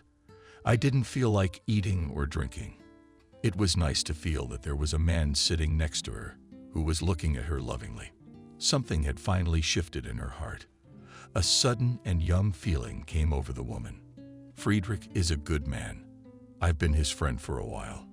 I whispered in his ear, Kathy, Clara. But at that time, he was just getting a divorce, and I needed to get my life together right away. So I latched on to someone else because he was single. And you're still on good terms with Friedrich? Yes. What's the big deal? We didn't fight. I just made my choice. How nice for you and Helmut. But I still like Friedrich, she admitted. How did you get to Germany? Asked Kathy. I came here legally from the Russian Germans. Carl announced a new toast to freedom. Friedrich asks what to drink, said Kathy. I have champagne. Answer and wine. I don't care. So why don't you get your wife a gin? What kind of gin? I don't drink. An ulcer. Friedrich was gentle and attentive. He made sure Kathy's plate was never empty. He put appetizers and salad on it. They hardly spoke at all. And when they had to ask something, they used the service of an interpreter. Friedrich is inviting us to his place, said Clara Kathy. And Kelly, she's going to Carl's. What should I tell Friedrich? You agree. And do you think I should go to him in indecision? Kathy asked. He has a lovely house. We can go to the mountains in the evening. It's so beautiful there now. Friedrich waited tensely for an answer. Kathy caught the rapturous gaze of all the men and agreed under the combined attention. I agree. Clara translated her answer, and everyone was satisfied. There was laughter. They raised their glasses again. Friedrich's house stood on a hill. At the edge of the settlement, a lantern was burning above the entrance. Clara and her companion went to the porch. Friedrich lingered by the car, which he had driven into the garage. Kathy wanted to look around, but it was already dark. She walked slowly up the steps and suddenly saw a firefly in the grass. He glowed firefly-like. Kathy exclaimed in surprise. At that time, Friedrich caught up with her and stopped beside her, trying to understand what she was saying. The firefly is right there, she said. Friedrich laughed, and that carefree laugh of his seemed to bring Kathy closer to his soul. Without words, they could understand each other together and rejoice at such a small event. What do you have there? Maybe a treasure dug up, asked Clara. Firefly is here, said Kathy. Did you find something to be happy about? Slaga replied indifferently. Friedrich's house was large and cozy, and the furniture was so rationally chosen that there didn't seem to be a single superfluous thing. On the walls hung several landscapes. Russia, said the host, pointing to a painting and explaining something to Clara. This painting Friedrich bought from a Russian artist, the translator reported. The painting showed a swamp with cats, frozen trees axe over a shiny black eye. From native landscape, the native landscape made my soul warm. There is a telescope in the same room. Kathy wondered, can I see it? I've never seen the sky through a telescope. Friedrich understood without an interpreter what his guest was asking. Beat, beat, beat, beat, he said. Thank you, replied Kathy. Through the telescope, she saw many lights on the black velvet, and the sky shiny and mysterious. It was as if the stars had gotten closer, magnified, shone brighter. They called to her and promised happiness. Friedrich invited the guests to the table, but everyone was full, so they drank only light wine. Kathy again felt Helmut's insistent gaze on him. She lowered her eyes. The host said something to Helmut. Clara translated. Friedrich asked Helmut not to look at you with such lust. Kathy smiled gratefully at Friedrich. It was the appreciation towards her master that she now felt. His tact and restraint impressed her. Helmut turned on the tape recorder, inviting Clara to dance. It was an old, slow tango. Friedrich bowed his head in a bow to Kathy. She put her hand on his shoulder, and he led her so easily, as if they had danced together all their lives. She thought involuntarily that if someone had led me like that in my life, how well I would live. When the music stopped, she looked at the clock and was surprised that it was already 0 o'clock and time was flying. I didn't notice how the day flashed by either. Thank you all very much. I felt relaxed and good with you. Please translate, Dahlia asked. Friedrich kissed his guest's hand gratefully. Helmut and Delia stayed the night on the first floor, and Friedrich took Kathy upstairs to a bedroom with a wide bed, populated with a pale pink bedspread.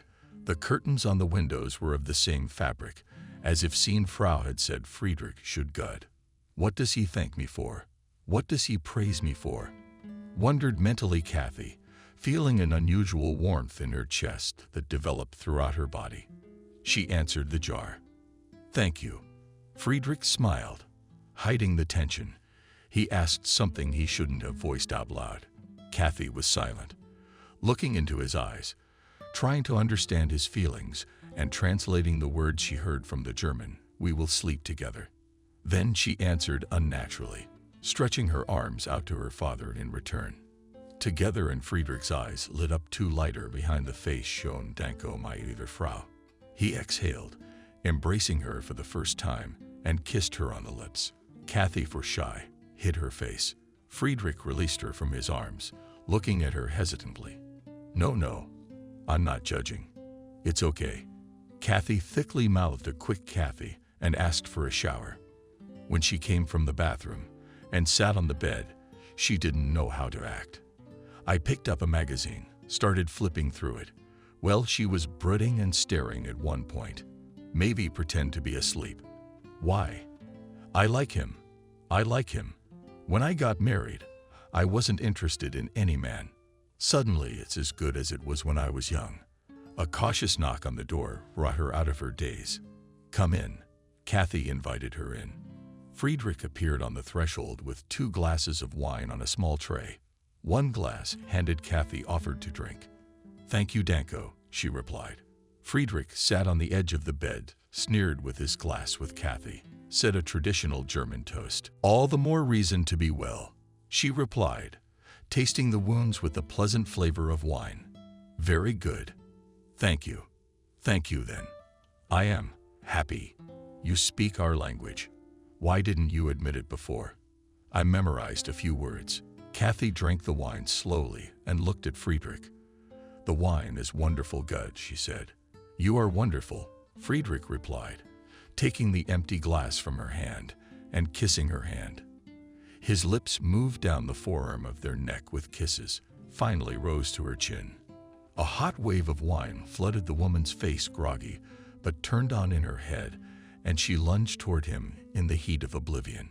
Kathy felt next to Friedrich's big heated body and whispered helplessly, I'm afraid of pregnancy, afraid of baby. Baby and baby. Hurry up and get married. Friedrich laughed, substituting her for himself. In the morning, Friedrich treated the guests. Everyone drank coffee with scones and sandwiches. What are the plans for today? Slaga asked. Friedrich answered her something, and she immediately translated his words to Kathy with a poorly concealed resentment in her voice. Friedrich said that he no longer needed an interpreter. He speaks a little of our language, we understand each other, Kathy replied. I've never heard him say a word. The interpreter was surprised. He learned Russian at school. He must have spoken out of love. Clara replied jealously. Miracles, indeed. The car raced along the winding mountain road. As it climbed up, Kathy looked over the green mountain slopes, then looked happily at Friedrich. He, too, would turn his head to her for a moment now, and then cast a brief amorous glance, and drove the car farther to feel him closer. She put her hand on his knee, his face lit up with a smile. With one hand he drove the car, and with the other he put his hand on Kathy's arm, and tenderness overflowed in his soul. They stopped near an old stone church, Orthodox. Asked Kathy. I answered Friedrich. They entered the cool semi-darkness of the church.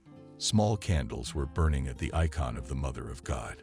It was empty and quiet, as if this temple with its solemn silence existed only for them. It would be good to get married in this temple. Suddenly thought Kathy, I am married, but not married. The car circled again along the winding mountain road. The marvelous scenery was changing rapidly. Every bush and tree was in bloom. These were the days of general blooming. However, Kathy and Friedrich were so engrossed in each other that they wanted to hide with their happiness in a quiet place from the world. They were taken in by a small restaurant. Stone, not stucco, on the walls of which were decorated with deer antlers. Each table was screened off from the neighboring table, and the bold partitions gave the impression of a quiet corner like a cave or grotto. The waiter brought soft drinks, game, salad, and fruit to the table. Kathy didn't want to eat. That had only happened to her when she was young, when she had reached the feeling of falling in love. She realized with pleasant surprise that she was in love and looked into Friedrich's eyes. He was happy. There were two warm fireflies burning in his eyes that expressed love and tenderness. Friedrich embraced the woman and kissed her. In the evening, they sat in Friedrich's study on a wide sofa. Kathy leafed through numerous color albums with reproductions of prints and paintings by famous European artists. How rich is this? The woman said enthusiastically, pointing with her hand at the albums and books. You are the wealth, and this is all yours. Friedrich smiled and kissed her. It's all mine. No, I only want you. My father loved the Frau from Russia. Your father was in love with a Russian girl. So what? After, she was taken to Siberia, and they never met again. Friedrich reached over to the shelf, picked up a large German-Russian dictionary, started looking for the right words. You, be my wife, he asked. Officially, I'm married. I tell my lawyer not to do anything. You will be our wife. Yes, I understand. Mine or Frau, my sunshine. Thank you, Friedrich. You brought me back to life. As a woman, I was dead. I cared only for the happiness of my son and granddaughter. You don't know, I'm a load of babysitting wisdom. You're my little girl, laughed Friedrich. And Friedrich, all you have to do is laugh. I love them. I love them. I love you. Quietly, she answered. Only I'm scared. 3. That this fairy tale of ours will one day suddenly end. Because we belong to different states. Now I know what paradise is. It's when two hearts in love meet. Friedrich said something. She did not understand, stopped him at half a word with a long and greedy kiss. Monday morning, Friedrich himself brought Kathy to the gatehouse. They said goodbye tenderly and lightly with the hope of meeting again soon. Thank you, Friedrich, for everything. I'm happier now than I've ever been. See you at the bank. My beautiful Frau. Love you. Kathy hardly got away from Friedrich and went to the gate. She looked back. Friedrich stopped at the car behind Kathy and Friedrich. Both Cindy and Lisa were watching from the office window. They were conversing in German. Those Russian catfish. Soon all our men will be taken apart with anger and contempt, said Lisa. He seemed to have a real crush on her. Not without envy, said Cindy. He's a man of integrity. And judging by the car, wealthy. Men have a stronger penchant for sex than prudence. Soon you won't find a real pure German all over Germany. The odds will be stacked against them. Everyone should live carefully, Cindy objected. Let everyone live where he was born. Then there will be order. Lisa said that mixing blood is a useful thing. These Russians themselves don't color our breed. I'll do everything I can to get her rejected. Kathy brewed coffee in the cafe, preparing the tables, smiling at her thoughts. Cindy entered the room, stood and watched, and afterward Mademoiselle said, Do you know how to eat well? Good afternoon. Yes, I agree, nodded her head Kathy.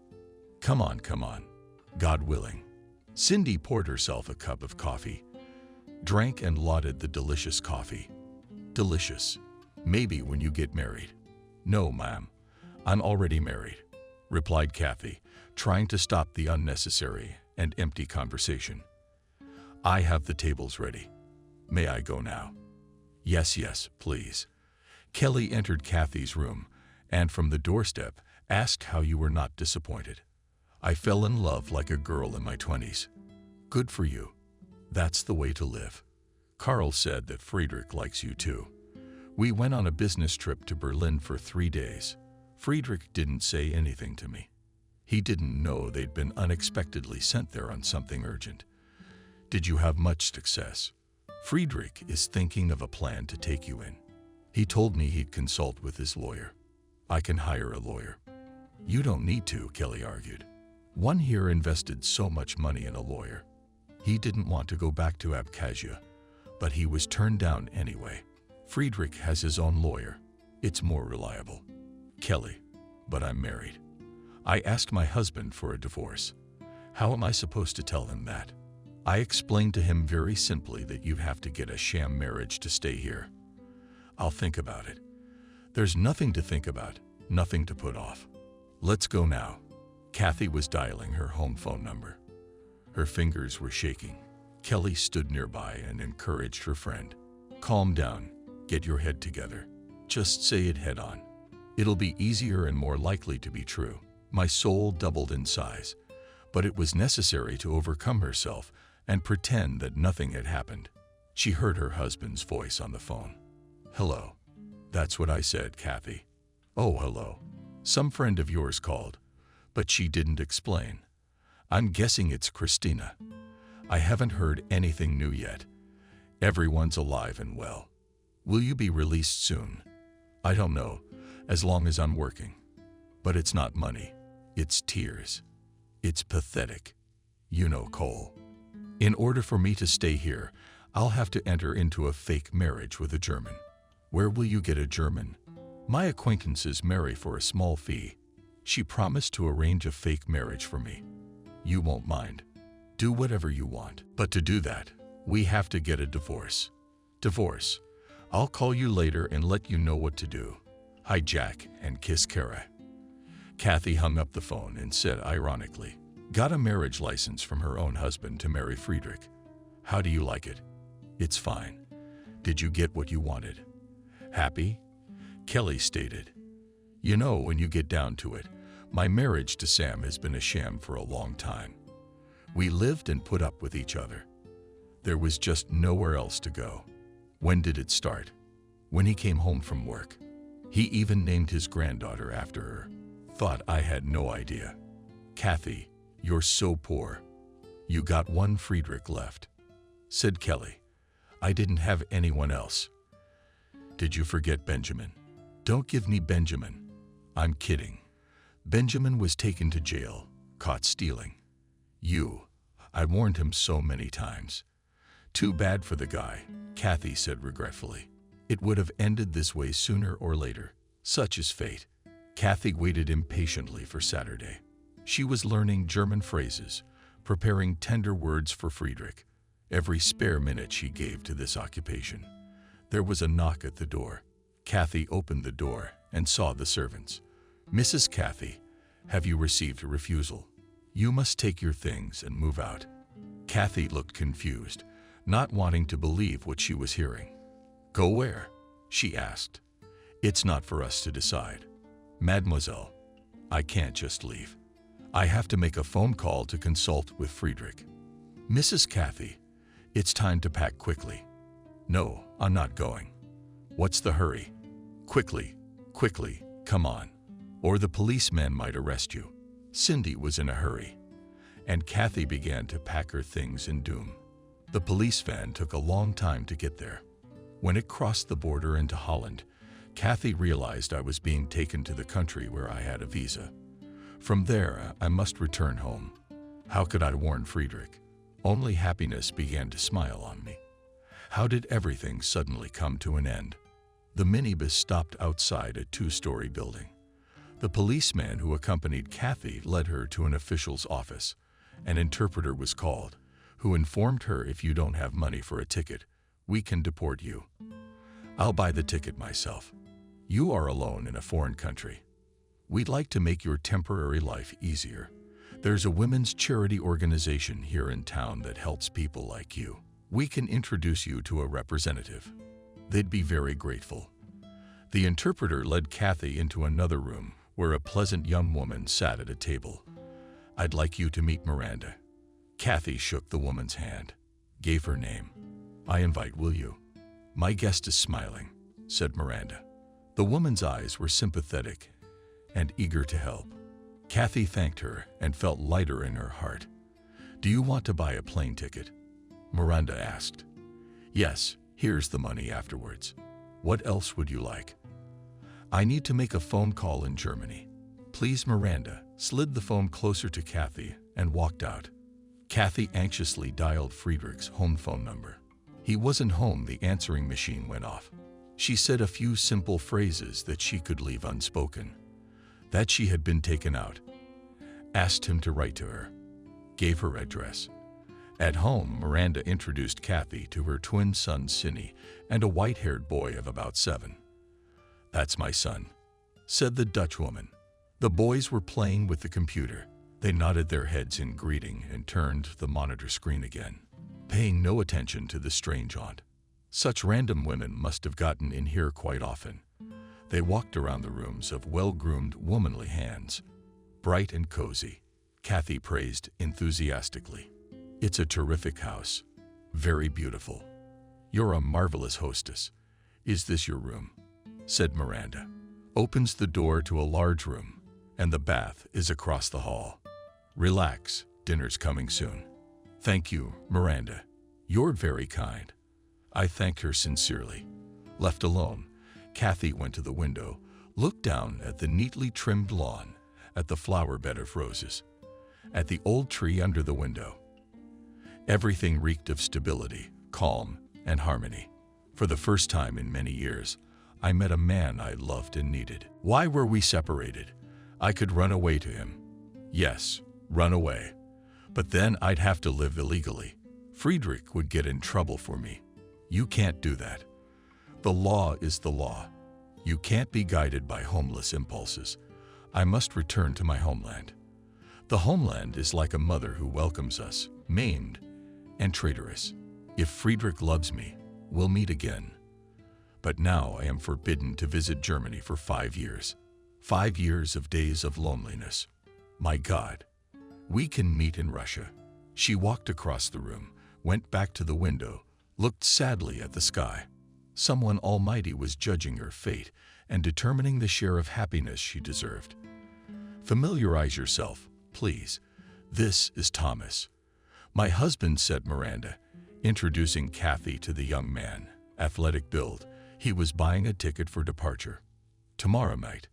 Thomas, show you the city. Thank you very much. I've brought you so much trouble.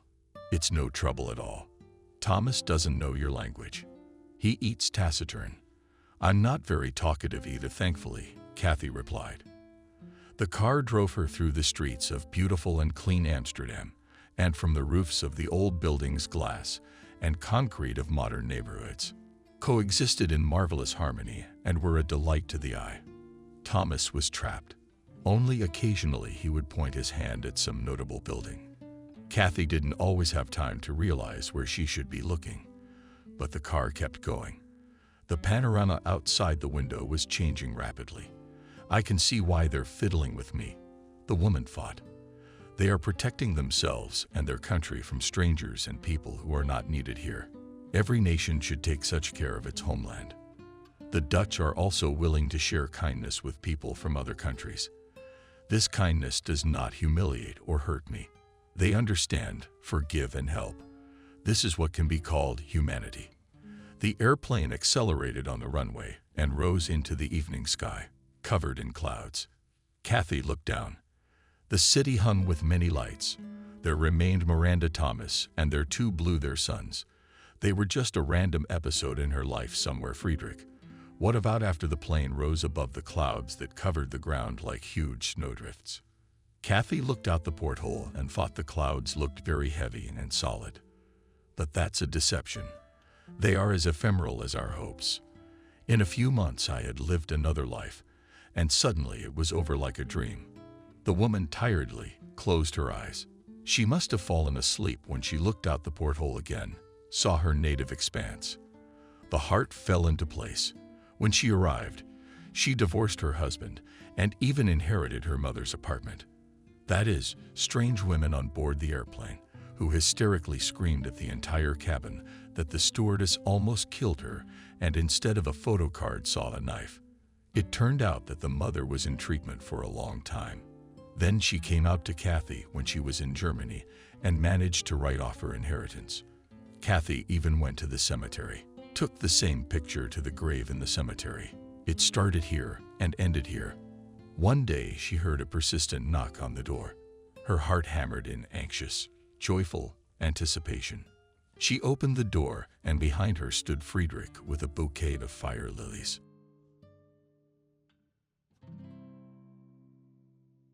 Subscribe and click the bell. The midday heat melted the asphalt, causing a transparent moraine to rise over the paths in the park. Adriana watched this natural phenomenon frustratedly, not noticing the white buildup that left her ice cream dripping down the hem of her dress. Adriana, you're all caught up. What are you staring at so intently? It's like you've been zombified. Get back on the ground. Betty first snapped her fingers in front of her friend's face, and then slapped her shoulder quite sensitively. Adriana flinched and wrinkled her nose unhappily. What's the matter with you and your fists? Is there any other way to bring you back to reality? I wasn't going anywhere. I was just staring a little bit. See, the air is shaking over the path like it's a transparent mirage. I wish I'd brought my camera. I would have taken a great picture. Don't worry. Tomorrow it'll be just as hot, and you'll be able to shoot here forever. By the way, it doesn't have the same effect as the road. It's a bigger scale. Betty had little interest in optical illusions. She was more concerned with real things. For example, she was worried about her friend's dress. The girl pulled a handkerchief out of her white purse. Fancy at least a little for 3 dresses. If I hadn't known you for 100 years, I'd think you were missing screws in your head. Personally, I don't give a rat's ass what goes on around me. Well, I mean, all this natural phenomena and global warming and crap. Adriana strenuously wiped away the ice cream stains, but the traces of her confusion were already firmly disappearing through the thin fabric. What are you worried about? Betty grinned, noticing the failure to remove the stain. I think you're trying for nothing. Now you'll be walking around all day. And as for what I care about at this point, I can answer without hesitation, as the famous commercial says. Thirst is nothing. When there's dough, that's not what it says. I'm paraphrasing a little bit, but the point remains. You will not argue with me that for centuries everything was decided by money. And those who had a lot of it lived in chocolate. And those who couldn't save up, they lived a miserable existence for the rest of their lives. Centuries have passed, but nothing has changed. That's why for me now it's of paramount importance to provide my beloved with such a life as in the first case. Adriana playfully swiped her friend's nose with her own handkerchief. And you're telling me I'm fantasizing? Personally, I can't even imagine an honest way to accomplish your project. Your parents are just regular working people. I'm sorry, but you're not exactly a hard worker either. Betty even took offense at such a low opinion of her abilities. You're just like all the other teachers. Old stereotypes. How can they trust you with kids? You're the one who needs to learn about life, not from you. I can learn from me. And they're against it. You're right about some things, though, but you're a little too starry-eyed. I got into UCLA on the first try. Adriana has dealt a devastating blow to her friend's ego. And after graduation, you're going to work in a village club. I'll say, lucky ticket. Betty raised her slender finger in triumph. Your girlfriend has outdated information, and I won't go to the force. I'll conquer my Olympus here in the capital. Betty on her face began to resemble the same body part of a fairy tale colobach. Wanting to stretch the pleasure, the girl kept silent, nodding her finger on the bench to the melody from the dog waltz. But Adriana did not appreciate the level of her friend's acting skills. Betty, save your tricks for the grateful audience. I'm out of here, and I don't know why you called me here. Betty, ignore Adriana's displeasure. Soon stuffed fun faces and continued to nod the same uncomplicated tune, but in an accelerated rhythm. Okay, no offense. Consider it a draw today, and there are no secrets about me. And I've decided to take a liberal arts degree, and now I'm a free bird. Oh my gosh. What about the mandatory work experience? Instead of answering the question directly, Betty suggested maybe one more scoop of ice cream to cool it down a bit, and I think I'll pass. You should. You'll get a sore throat. Now for the main point. Times have changed, and now you can do almost anything. If you have the desire and a little money. Anyway, my mother has some old connections, and she's arranged everything in the village. I'm not going. I'm going to raise the culture here. Betty was surprised again. I don't quite understand you. I'll tell you everything on my fingers. Briefly, it goes like this. Me and a couple of other people I know decided to form a team. Field of activity, weddings, and anniversaries. That is fully organization of events with voice, vision, and photos. We have almost a complete set. What's missing is a photographer. That's when I remembered your hobby. Now you're getting it. Adriana had not expected such a proposal. Her gaze expressed amazement. Her mouth opened involuntarily. Betty was pleased with the effect. Why don't you say something? Wait, Betty, I can't say that right away. You've just thrown me off my game. What about work? I have my own class now. What am I going to tell my parents? Why don't you just sit here and think about it? I'm buying you ice cream. High heels. Betty disappeared behind the shrubs that mossy cap on the sides of the park paths. It wasn't more than 2 minutes before she reappeared. Here you go. It's hot. So where was I? Wedding anniversary. Betty, but I'm not really into that stuff. And frankly, I don't like the idea. I tried acting once before and I just let you down. It was a long time ago and it's not true. Adriana didn't accidentally recall that long ago story, which still makes her blush. Betty was a sophomore at the time and asked a friend to work as a snow maiden for New Year's Eve. Adriana, we're swamped. There are plenty of Santa Clauses, but not enough snow maidens. It's nothing complicated. They come to the address, say their words, give presents, and that's it. But you can earn money for your pocket money. Betty knew how to persuade.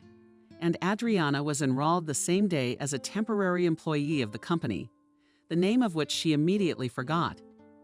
She and Santa Claus gave the first 2 addresses to the same wives of students. Worked like clockwork, but the parents of children, for some reason, considered it their duty to treat the fairy tale guest. That's why after 2 visits, Adriana's companion's coordination of movements was impaired. And attention span. To put it simply, Grandpa knocked on the wrong apartment, which was in the application.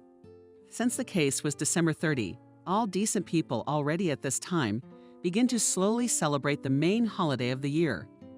The landlord, too, was already under a degree. Seeing Santa Claus on the doorstep of his own apartment, the man rejoiced sincerely. Come in, Grandpa. We've already been waiting for you. Snow Maiden regarded these words as a signal to action and immediately got down to business. While she read poems about New Year's fun of the host with Santa Claus missed another drink. Finally, it came to the handing out of presents.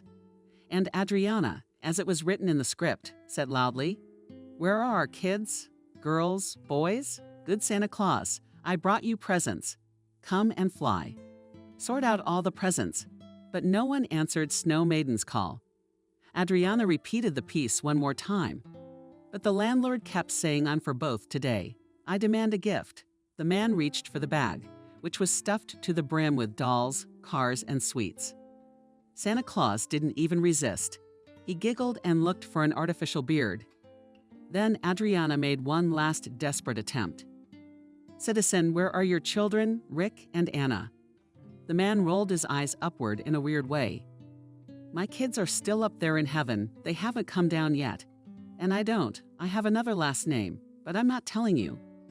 I don't know how it would have ended if the drunken owner's wife hadn't shown up. It turned out that Rick and Anna lived downstairs. The unlucky couple was laughed at by their colleagues for a long time. Adriana was very worried about failure and warned her friend, "Betty, don't ask me for anything like that again. I've never felt such shame before. Adriana, don't make a big deal out of it. It's not a big deal. It's just a minor incident. But for 5 minutes of, as you say, embarrassment, you've made a nice profit." Indeed, the fee for the role of the Snow Maiden amounted to a lot of money, and Adriana used the money to buy a camera that was pretty cool for the time. Of course, Betty did not leave attempts to attract her friend to participate in such events, but always received a polite refusal. But the offer to work as a photographer seemed tempting to Adriana, and she agreed. Everyone loves holidays, but few people know how to turn an event into an unforgettable experience. Betty was a real ace at it. Creative solutions from her fountain flowed, and there was no shortage of customers. The popularity of the company Mood Plus grew by leaps and bounds, and after a few months had to screen clients, although the company was legally registered on Sebastian, who was in charge of the technical part. Betty was in charge of clients and finances. She came up with the idea to change the work. "Guys, why should we work for pennies when we can increase our income by 10 times and work only on weekends? To do that, we need to change our approach to clients a little bit. That is, to give preference to those who will pay more. These are the conditions of the modern market." Sebastian did not immediately agree to this option. "I don't want to waste my time either. And Betty's offer would help us get to the next level. But there's one big but. We have an unspoken agreement with our competitors not to poach clients." Betty's looking down her nose. How could there be? But when it comes to Sebastian's collective benefit, it's not gentlemen who enter the ring, but wrestlers. And so it is in business. And again, I agree with you, Betty, but I have to object again, because in the ring there is a fair fight, but in business more often prohibited techniques are used. And I've, understandably, made myself clear. Quite, but there's a method to every scrap. I'm sorry, but to enter the field of talentless with their flat humor and terrible singing real professional is not proper. Nowadays, everyone who can't be bothered wants to make an easy buck. And by the way, not all customers like such cheapness. And the question of our safety can be discussed. I think we can afford to hire a couple of security guards. Sebastian and Betty tried to keep the other employees of the company out of the fun business. And there were only 3 permanent employees. Everyone else, including Adriana, were temporary employees. She was usually warned when she needed a photographer's services, and then she showed up at events with a full set of equipment bought at the company's expense. David, the girl's father, was truly jealous of her. "You're lucky." Adriana: "I too, when I was young, got interested in photography, and even before the wedding housewarming party myself went. But I had a zenith at my disposal. At that time, it was a luxury. Of my childhood memories, the fondest were when my father let little Adriana watch him develop pictures. Thanks to him, she learned to choose the right exposure and capture interesting moments of people and animals. The girl received her first recognition at the age of 13 for a series of photos about the nature of her native land. At that time, her works were even shown on TV, and for winning the contest, she was given a new project with cassettes. For a whole week at school and in the yard only talked about the girl's talent and her resounding. The first successes. But Adriana was not one to turn up her nose. She believed that each new victory obliged her to hone her skills. After consulting with her father, the girl enrolled in a photography studio. It was there that she was taught how to work properly with the camera. There she recognized all the subtleties of the art of photography. But Adriana liked shooting the sky with clouds or autumn trees more than wedding adventures. When she told her father about it, David thought for a long time before giving his assessment. "You see, my daughter, the world has changed a lot. The values of romanticism are no longer in vogue, because it doesn't pay enough, and any living person has many needs. Alas, you have to eat every day and wear something. So you have to choose between what's right and what's profitable. But you didn't choose your dad's. Why did I choose the first one? And you see how we live by the standard. Nothing extra. That's why my daughter took my advice. Try to find that golden mean, because on one altruism today will not last long. The meaning of this truth Adriana realized fully only a year after that momentous meeting with Betty, within a few months of working at Mood. Plus, she was so involved in the new business that she could not imagine how her life would have turned out if she had not accepted her friend's offer. And that's what made the girl make the choice. Although she liked working at the school, and she really loved children, but she wanted something more. At weddings, she caught with the camera the most touching moments of the first day of married life of complete strangers, and in her spare time and filmed what brought creative satisfaction. When she told her father she decided to leave school, David wisely said, "You're an adult, and it's your decision to make. The only thing I can advise you is to think carefully. Sometimes a person commits a rash act and then regrets it for the rest of his life. I don't want you to regret anything. But in any case, Adriana, you can always count on my support." But there was one other person who was always there for her. That's Sebastian. The head of the company was 10 years older than the girl, so she always listened to his advice. True, from the gaze of the ubiquitous Betty, and alluded that the head of the firm did not just sympathize with Adriana. A friend. "Don't you notice the way Sebastian looks at you? I feel sorry for him." Although Adriana could see that the chief was paying a lot of attention to her, she wasn't considering him for a date. "Betty, you're exaggerating as usual. We have a purely working relationship. Sebastian is a very decent man." "Adriana, are you a fool or are you pretending to be? Decent people also want to love and be loved. But if I don't like Sebastian, what can I do with myself? Then at least have some decency. Respect him. Otherwise, when he shows up, your face looks like you've swallowed a lemon." Adriana didn't like her friend's tone or the subject. "Betty, why are you hiding for Sebastian's fate? You should be the one to take charge of him. He's imposing a bow on me, but he's not my type of man." Her friend looked at Adriana with a look that made her hot. "Like you're 17 years old. In a couple more years, you and I will be out of circulation. Men are more attracted to young girls. And those over 25, they pay attention to them on a sporadic basis. That's a fact. Number one. And about Sebastian, I'd love to take care of him if I was in his circle of interest." It was the first spat between childhood friends.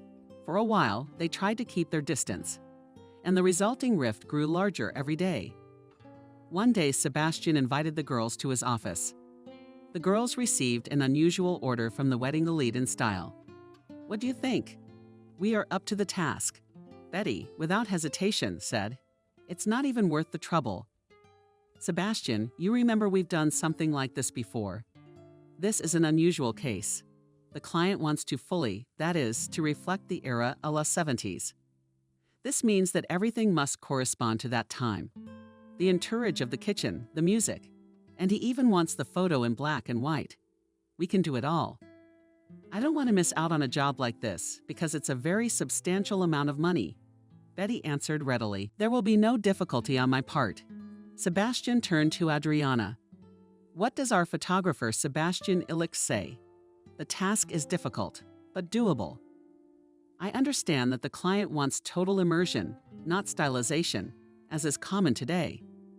"Well, yes, he even emphasized it several times. Then I'll need period equipment, film, and more. The first item is fine because my father has a live Zenith camera. It's a professional camera in working order. But there is a problem with the film. I think we will address this issue. I have collectors among my friends who are obsessed with the Soviet era." Fifth unusual wedding. Adriana prepared as if the upcoming events would decide her fate. But most importantly, for the first time, both lifelines crossed, because there was an opportunity to fully satisfy a creative demand and earn good money at the same time. Although Adriana came in, she shoots quite a few weddings. This event struck her to the core. The immersion in the right time period was so deep and real that it became a little uncomfortable. The guests were delighted but also expressed concern. "We won't be stuck here forever, or I have to pick up my car from the repair shop tomorrow." Alone. An older man, already a little tipsy, shared his fantasies. "Personally, I like it all, and I would love to stay in that era for a week, especially since tomorrow is the 10th, and at our factory we used to get paid on those days. Imagine, I come to my native enterprise and go straight to the cash register. There'll be an uproar when it turns out that I'm a messenger from the future. The event, according to the idea of the organizers, was held on the territory of the estate of the groom's father. Therefore, all the guests felt relaxed and led naturally. Adriana worked enthusiastically, looking for favorable angles for each frame. At some point, she was so firmly immersed in the process that she involuntarily voiced her main fear. Man, I wish I hadn't accidentally exposed the film. This kind of footage. The girl did not expect that her cry of the soul would be heard. She shuddered when a soft baritone asked her where you, our dear photographer, got this rarity. The girl turned around and saw a young man with a hippie hairstyle in front of her. The guy was wearing a jacket in a large plaid, provocative green color, and pants, didachku. He was looking at the machine in the girl's hands with interest. The appearance of the young man Adriana somehow seemed ridiculous, and she laughed out loud. You accidentally did not run away from the set. The guy parried the young lady. I could ask you the same question. Adriana cast a fleeting glance at her second leg dress and almost choked with a new fit of laughter. The young man grabbed a glass of lemon from a nearby table and held it out to the injured woman. I really don't want to lose you in the first minutes of our acquaintance. Adriana took the couple sips. Have we met? I don't recall a moment like that.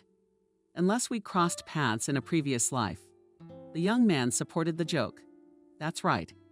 I didn't realize it at first. Why was I drawn to you so strongly? At first I thought that the Earth's gravity began to work in a different direction.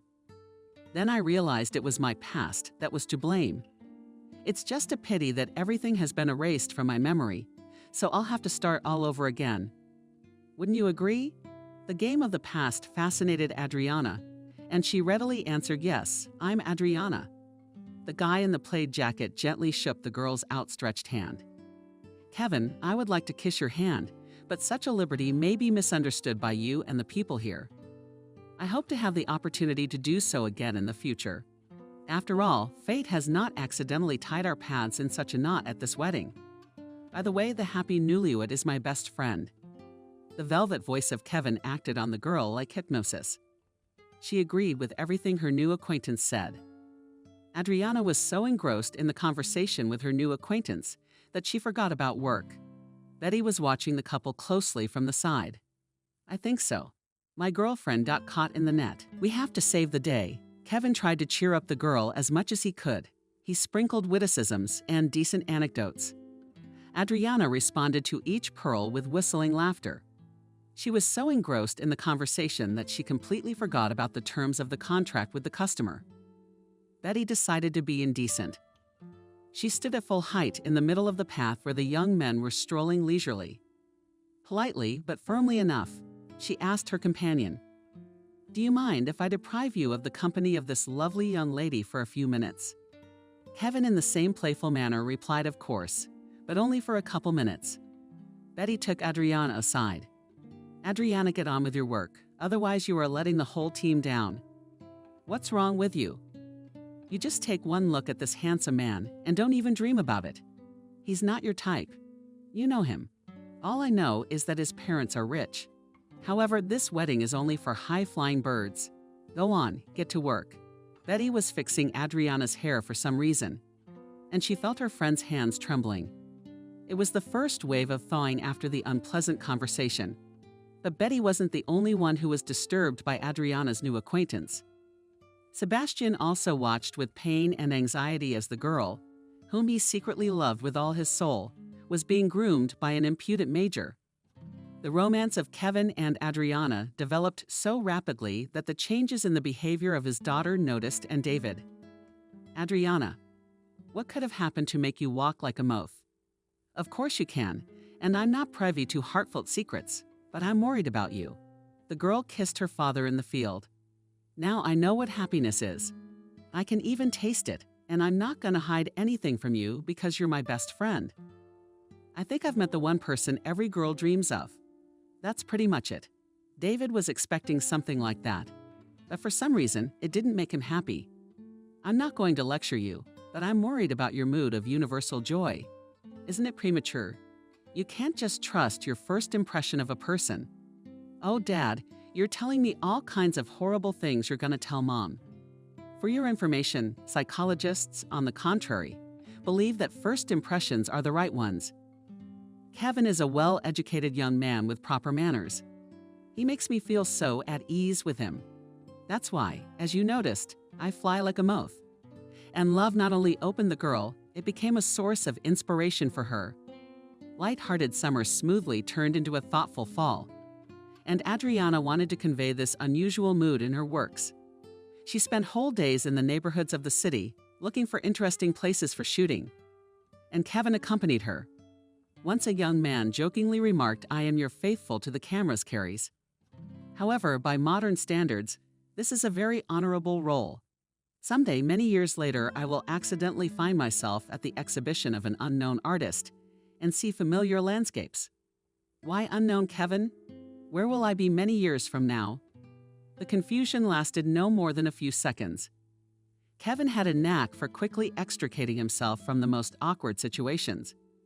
My baby will always be with me. It's a done deal. High up in the sky, and the exhibition is years away. Can't you imagine? It's a whole detective story.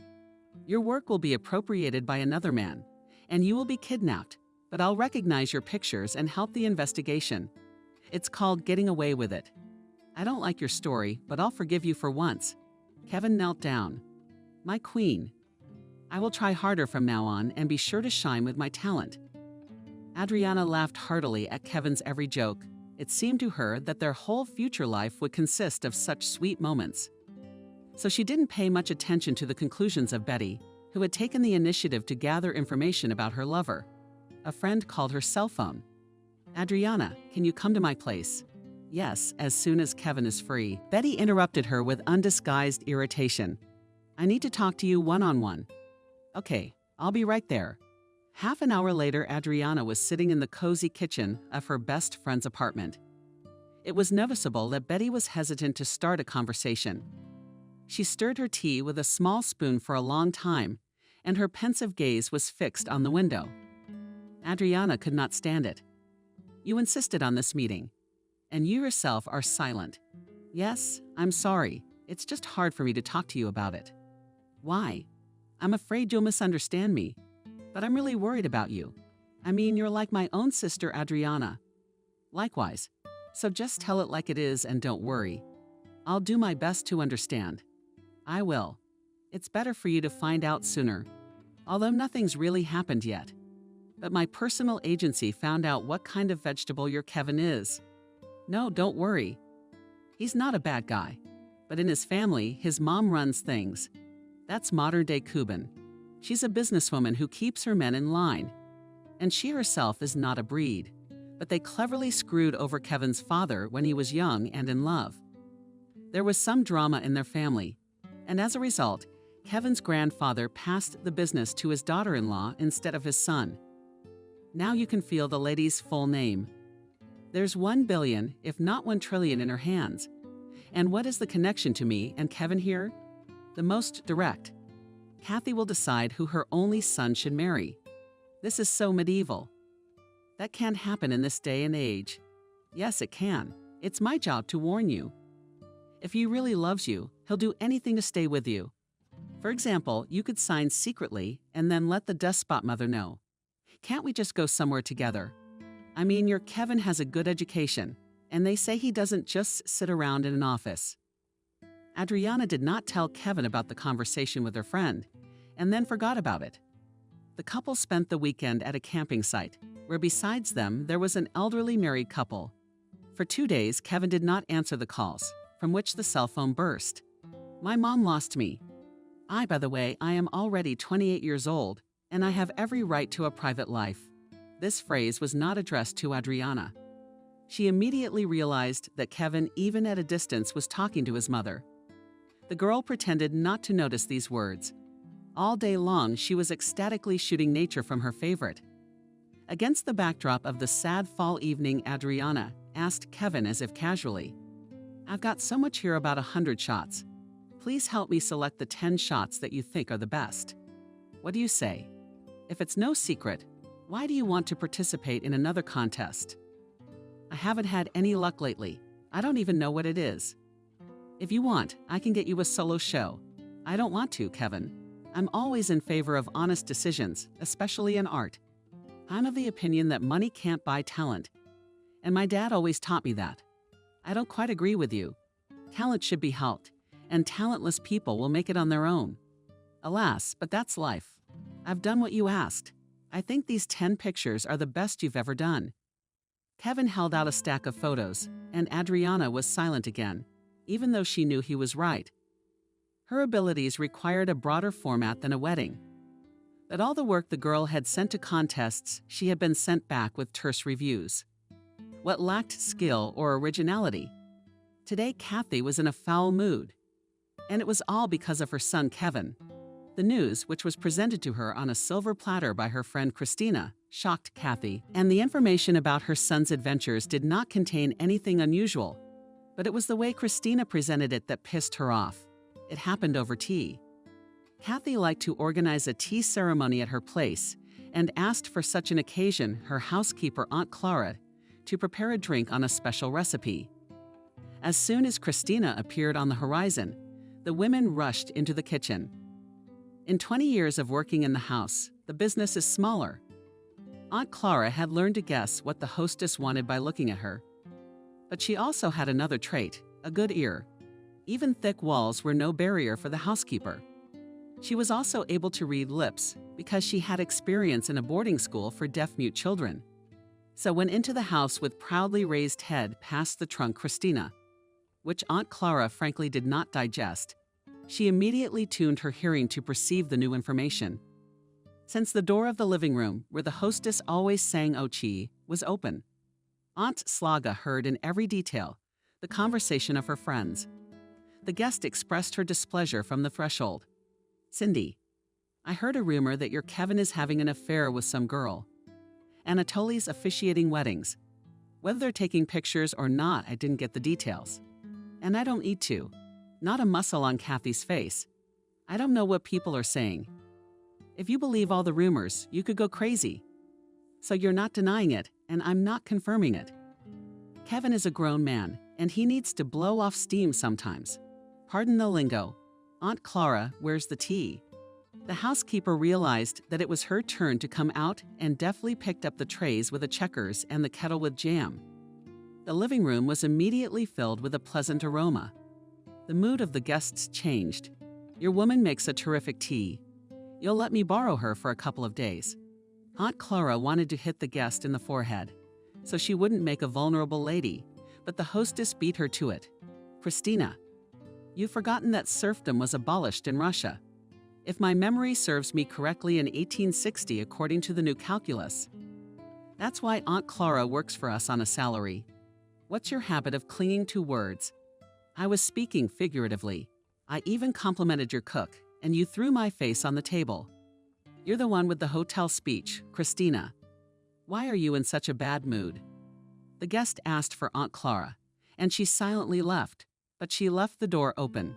Christina whispered loudly, what kind of mood do you think I'm in if your Kevin has a fling with some chick? And my Lisa avoids my Lisa's company. The girl calls him every day. He's an asshole. He hangs up on her. What's that supposed to mean? Well, the girl thing is a bit of a stretch. Your Lisa is overheating. So don't give me any righteous indignation. And about this girl you're talking about, I'll check it out. Soak up the information. Aunt Clara was waiting for Kevin. The boy had grown up practically in front of her eyes, and the woman had maternal feelings for him. Kevin returned the favor, but he was especially grateful to the housekeeper for the fact that she always warned him about the family gatherings and stampedes that Kathy liked to organize. But this time the mistress was ahead of her.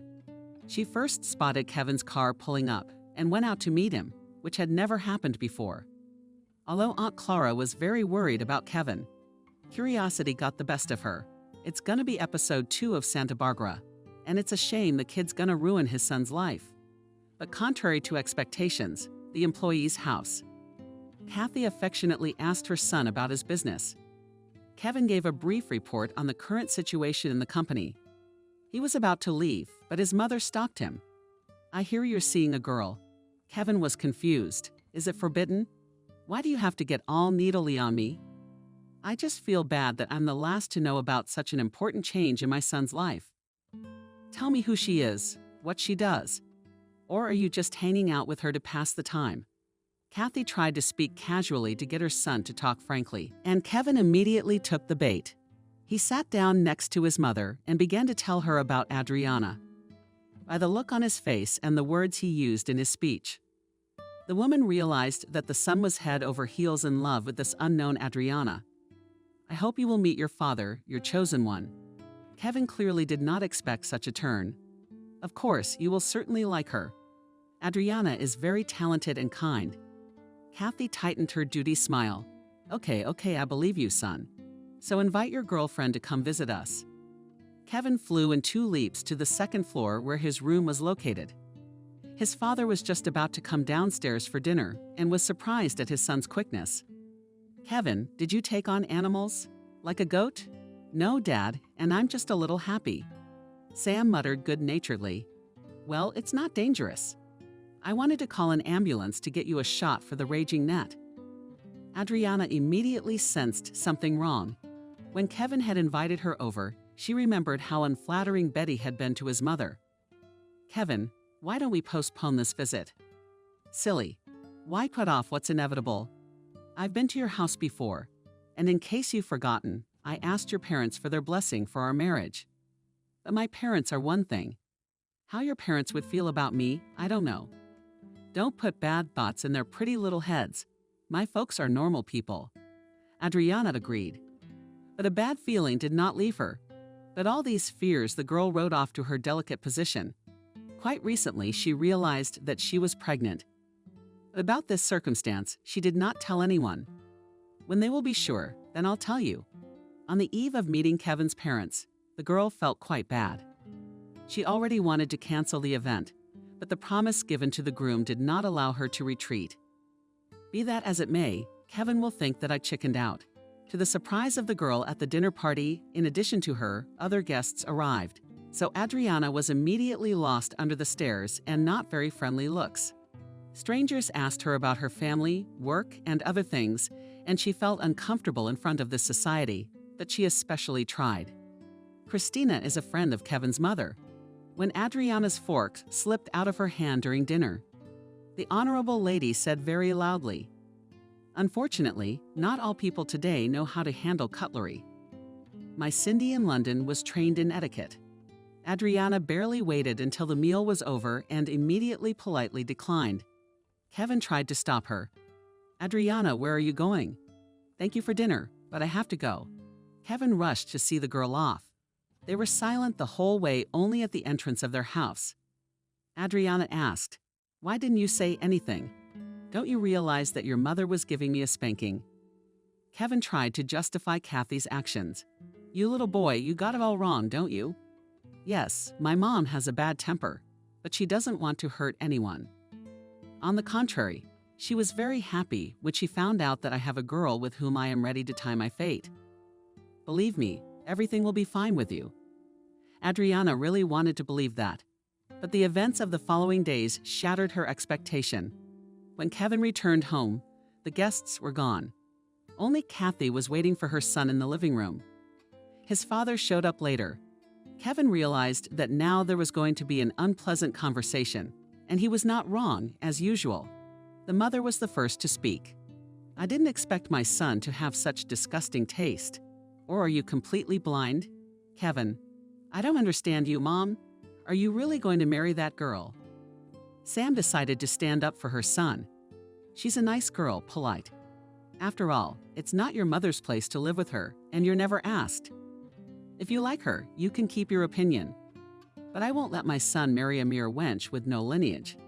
Kevin felt a wave of indignation rising inside him for as long as he could remember. His mother kept pushing him and his father, and he got tired of obeying her. So he decided to speak his mind. "Mom, I'm not a boy anymore. No one gave you the right to humiliate the girl I love, and even under your pressure, I won't back down. Her parents, unlike you, didn't put me under a microscope. They accepted me as family and blessed us. Kathy abruptly got up from the couch, and the tea utensils with a clinking sound rolled on the glass surface of the coffee table. And they wouldn't be happy to get such a son-in-law for the poor. This is unprecedented luck, a fairy tale. Sam tried to get a word in edgewise again. Cindy, why would you do that? You don't even know the girl's parents, and by humiliating them. Sam will shut up too. This place is sick enough without you, and you're making your remarks. I've said my word. If you go to the registry office with this Adriana, I'll take everything away from you, Kevin, so you'll realize that I don't throw words around. Give me the car keys and the gold card. Kevin was about to reach into his pocket for the keys, but imagined how he would get to the office tomorrow on public transportation with the card. He didn't feel like parting with it either, and his righteous anger, caused by Adriana's mother's unfair attitude, quietly hid somewhere in the corner of his soul. His father watched his son in silence, expecting him to act like a man. But Kevin stood in front of his mother in indecision. His head slumped. Sam stood up and spat under his son's feet. Wimp. Adriana waited for Kevin to call, but the phone was silent. 2 days passed, but the groom did not give Lissa any signs. This state of affairs did not suit the girl, and on the 3rd day she called him herself. Kevin answered right away. His voice was full of joy. Baby, I'm glad you called. I got a full zoo at work. I wanted to call you yesterday, but you don't have a minute to spare. How's your time? Maybe we should get together. Kevin, yeah, we should get together to dot all the I's and cross all the T's. It was pouring rain outside, so the lovers secluded themselves in a small but cozy restaurant. Kevin acted as if nothing had happened. Are you having dinner? What do you want to order? At the mention of food, Adriana felt nauseous and waved her hands. No, I'm not hungry. Not just a glass of mineral water. I'll have something to eat. I've been on my feet all day. Adriana had gotten to know Kevin well enough to know what kind of conversation he was trying to hide his excitement. Kevin, let's not waste time. I want to hear from you what's going to happen to us now. The young man chuckled unpleasantly. It's going to be okay. Baby, believe me, we will definitely get married. But we have to wait a little longer. The girl could not believe that these treacherous words are said by a man who only a few days ago was for her the standard of a real man. Kevin, what are you saying when later? Baby, you understand, it's not that simple. I'm in a very difficult situation, and you have to wait for everything to dissolve. You see, that's the way it is in life. You don't have to work hard. Kevin, I get it. I wish you happiness. And your mom too. Adriana could barely hold back her tears. The resentment was burning her heart, and she hurried home to give vent to her tears and despair. But no sooner had she crossed the threshold of the apartment than the doorbell rang, and Kathy stood in front of her with a haughty look. I can enter your chambers. Please come in. No, I won't come in. There's no need. I only dropped in for a few minutes, Adriana, to ask you a favor. I'm listening. Look, Adriana, you realize that Kevin needs a different kind of girl than you can give my son. Love, loyalty, caring. Kathy said with irritation. Those are just words. They're not backed up by anything. You can't base a marriage on that. Love and romance fades very quickly, and then it's business as usual. My Kevin has never needed anything. He has a very refined nature. You just can't stand to be around him. Leave him alone. Do you want me to give you some money? Even so. And if I don't want to keep him, what then? Kevin's mother's voice sounded different. It was clearly threatening. Then you're tainted, no doubt about it. You'll get a taste of real revenge from the family. I will never let you cross the threshold of my house. Unless as a servant you can do so. But you will never be my son's lawful wife. I hope you heard me. Kathy left, with a loud slam of the door. Everything she'd been through in the past few days came rushing back to her. She locked herself in her room so as not to disturb her parents and cried until morning. Betty didn't expect Adriana to show up at such an early hour. Are you all out of sorts? Is something wrong? Betty, honey, you're my friend. The worst thing has happened to me, and I'm just now realizing how right you were, and I didn't listen to you. You need to calm down, and then you need to calm down. Tell me everything in order. Betty was saddened by her friend's story. She did not reproach her for her thoughtlessness and gullibility, but simply asked, "What are you going to do now? How do you think to get out of the situation? I'll leave, I can't be in this town, and know that Kevin is around. But you can't survive on your own with a baby. At least your parents are here. I'm not ashamed to look them in the eye. All right, girlfriend, don't despair. People don't get into this kind of trouble and survive. You have to use your brains." At the train station, Adriana was accompanied by her parents and Betty. Her friend kept looking around as if she was waiting for someone. And David was giving his daughter a final farewell. "You, daughter, when you get settled, call me right away. It's good that they'll give you a place to live. There's a shortage of doctors and teachers in the countryside. That's why they attract them with housing. It's okay. You'll work for a while and come back to town. Dad, I'll definitely come back. And I won't give up photography. They say it's a wonderful place. There's room for creativity. Won't it be hard for you to get back into the profession? Dad, it's only been 2 years since I left school, so I remember everything. The main thing is that you don't worry about me. Citizens, passengers, please take your seats according to your tickets. In 2 minutes, we'll be leaving." The conductor gave the attendants a disgruntled look. And at that moment, Adriana noticed Sebastian running on the platform, not paying attention to the indignation of the conductor. The man jumped into the car. Just in time. "Didn't Betty warn you?" "No. What does she have to warn me about? I decided to take a little train ride. I'm in for a miracle, too. You don't mind my company." While Adriana was recovering, the conductor came running. "Citizen, I'm talking to you. What's this unauthorized behavior? I don't want no tickets in the car." Sebastian smiled broadly. "I have a ticket." The woman asked incredulously for the 5th carriage. Imagine being in the 5th. Honestly, I myself did not expect that I was given a ticket at the ticket office in that particular carriage, where such a pretty flight attendant. Compliments melt the heart. Women, you have me confused with a stewardess, and I'm more and more afraid of the sky on the ground. Sebastian walked confidently into the compartment and helped Adriana carry in her luggage. You just don't think about anything bad. When you have black thoughts in your head, life also has a dark streak. Sebastian, but why the sacrifice? You don't know. No. I've loved you since the first day I saw you. Don't say anything. And you listen to me. I don't want anything from you, and I'll never interfere in your life if you want me to. You're hounding me. But as long as you're in a difficult position, I have to protect you. I think any decent man would do the same. The train picked up speed, taking Adriana to the unfamiliar town of Chodova. She didn't know what awaited her there, but she believed that all troubles were in the past. And she also thought about the fact that she was running away from her failed love. But by pure coincidence, Sebastian, who has been in love with her for a long time, is next to her. David glanced unhappily toward the kitchen. He had just had another unpleasant conversation with his mother, and he was trying to control his emotions. Remembering the coach's advice, he repeated aloud, I close my eyes and take 3 deep breaths. 1, 2, 3. David, are you reading something? I hope you're not holding a dangerous object.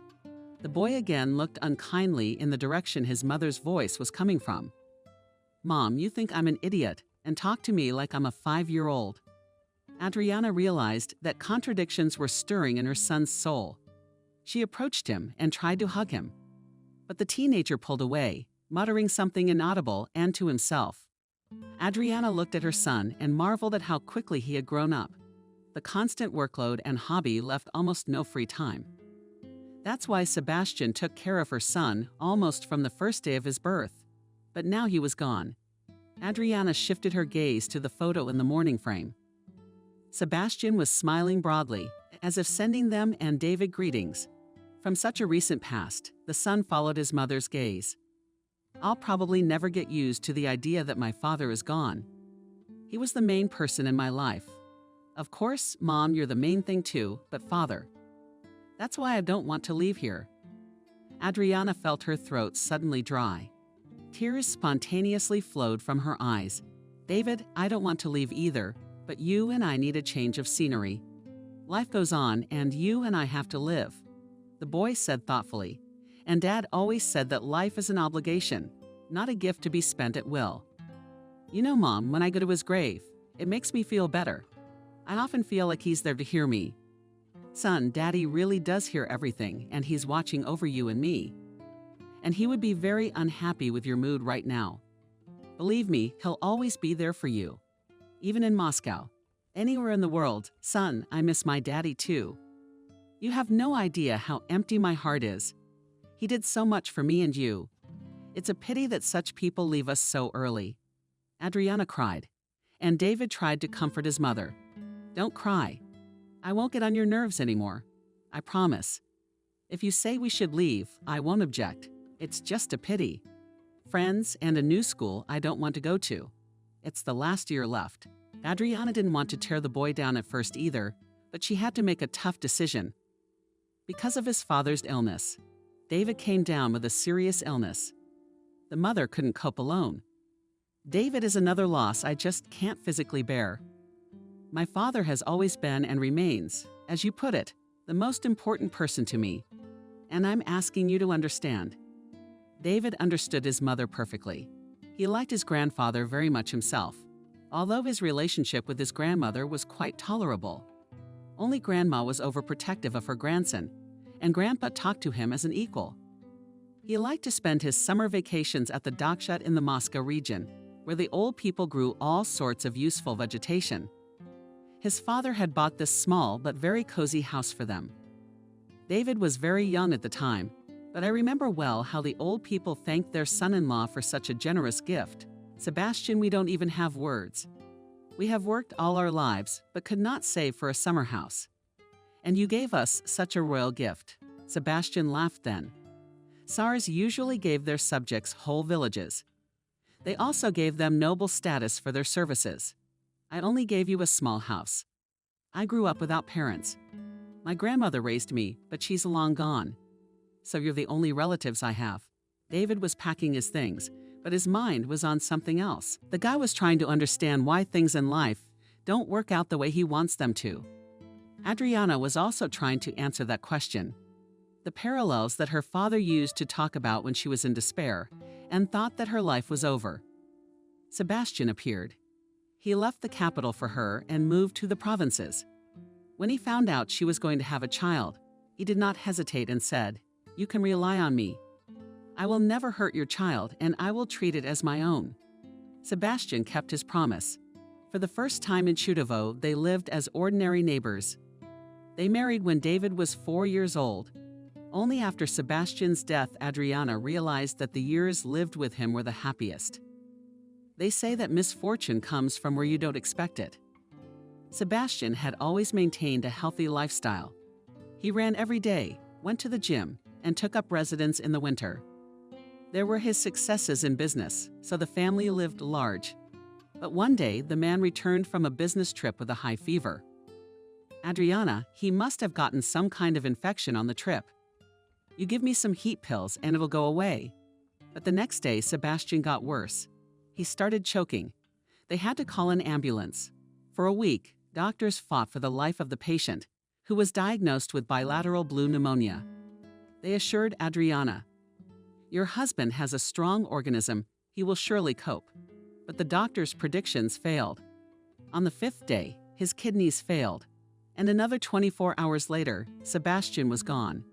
When Adriana got the call from the hospital, she couldn't believe it. How could it be? There must be some mistake. The doctor said that the man was a strong organism, but here it was a banal pneumonia. The nurse's sad voice replied, "I'm sorry, but sometimes healthy people die of the common cold." 2 months had passed since Sebastian's death. Adriana Lisa couldn't get used to the fact that he was gone. Everything in their spacious apartment reminded her of him. A favorite chair in the living room, a small gym on the loggia, even room slippers. In the former place awaited the appearance of the master. Living in such an environment was unbearable, and Adriana began to think about moving.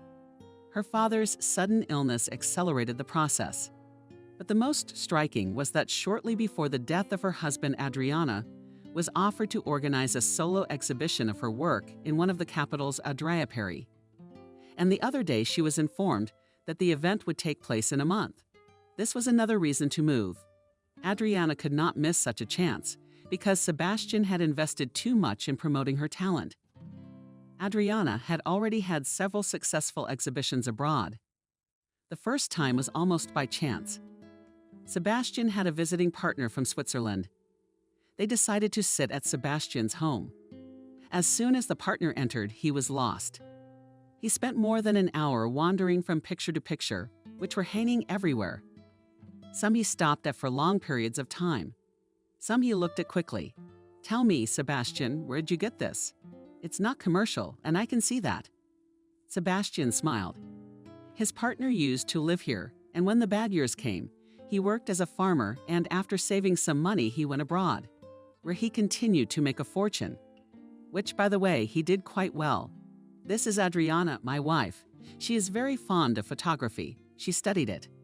But unfortunately, in this city, there is almost no opportunity to turn around, although she has so many works that will be enough for more than one exhibition.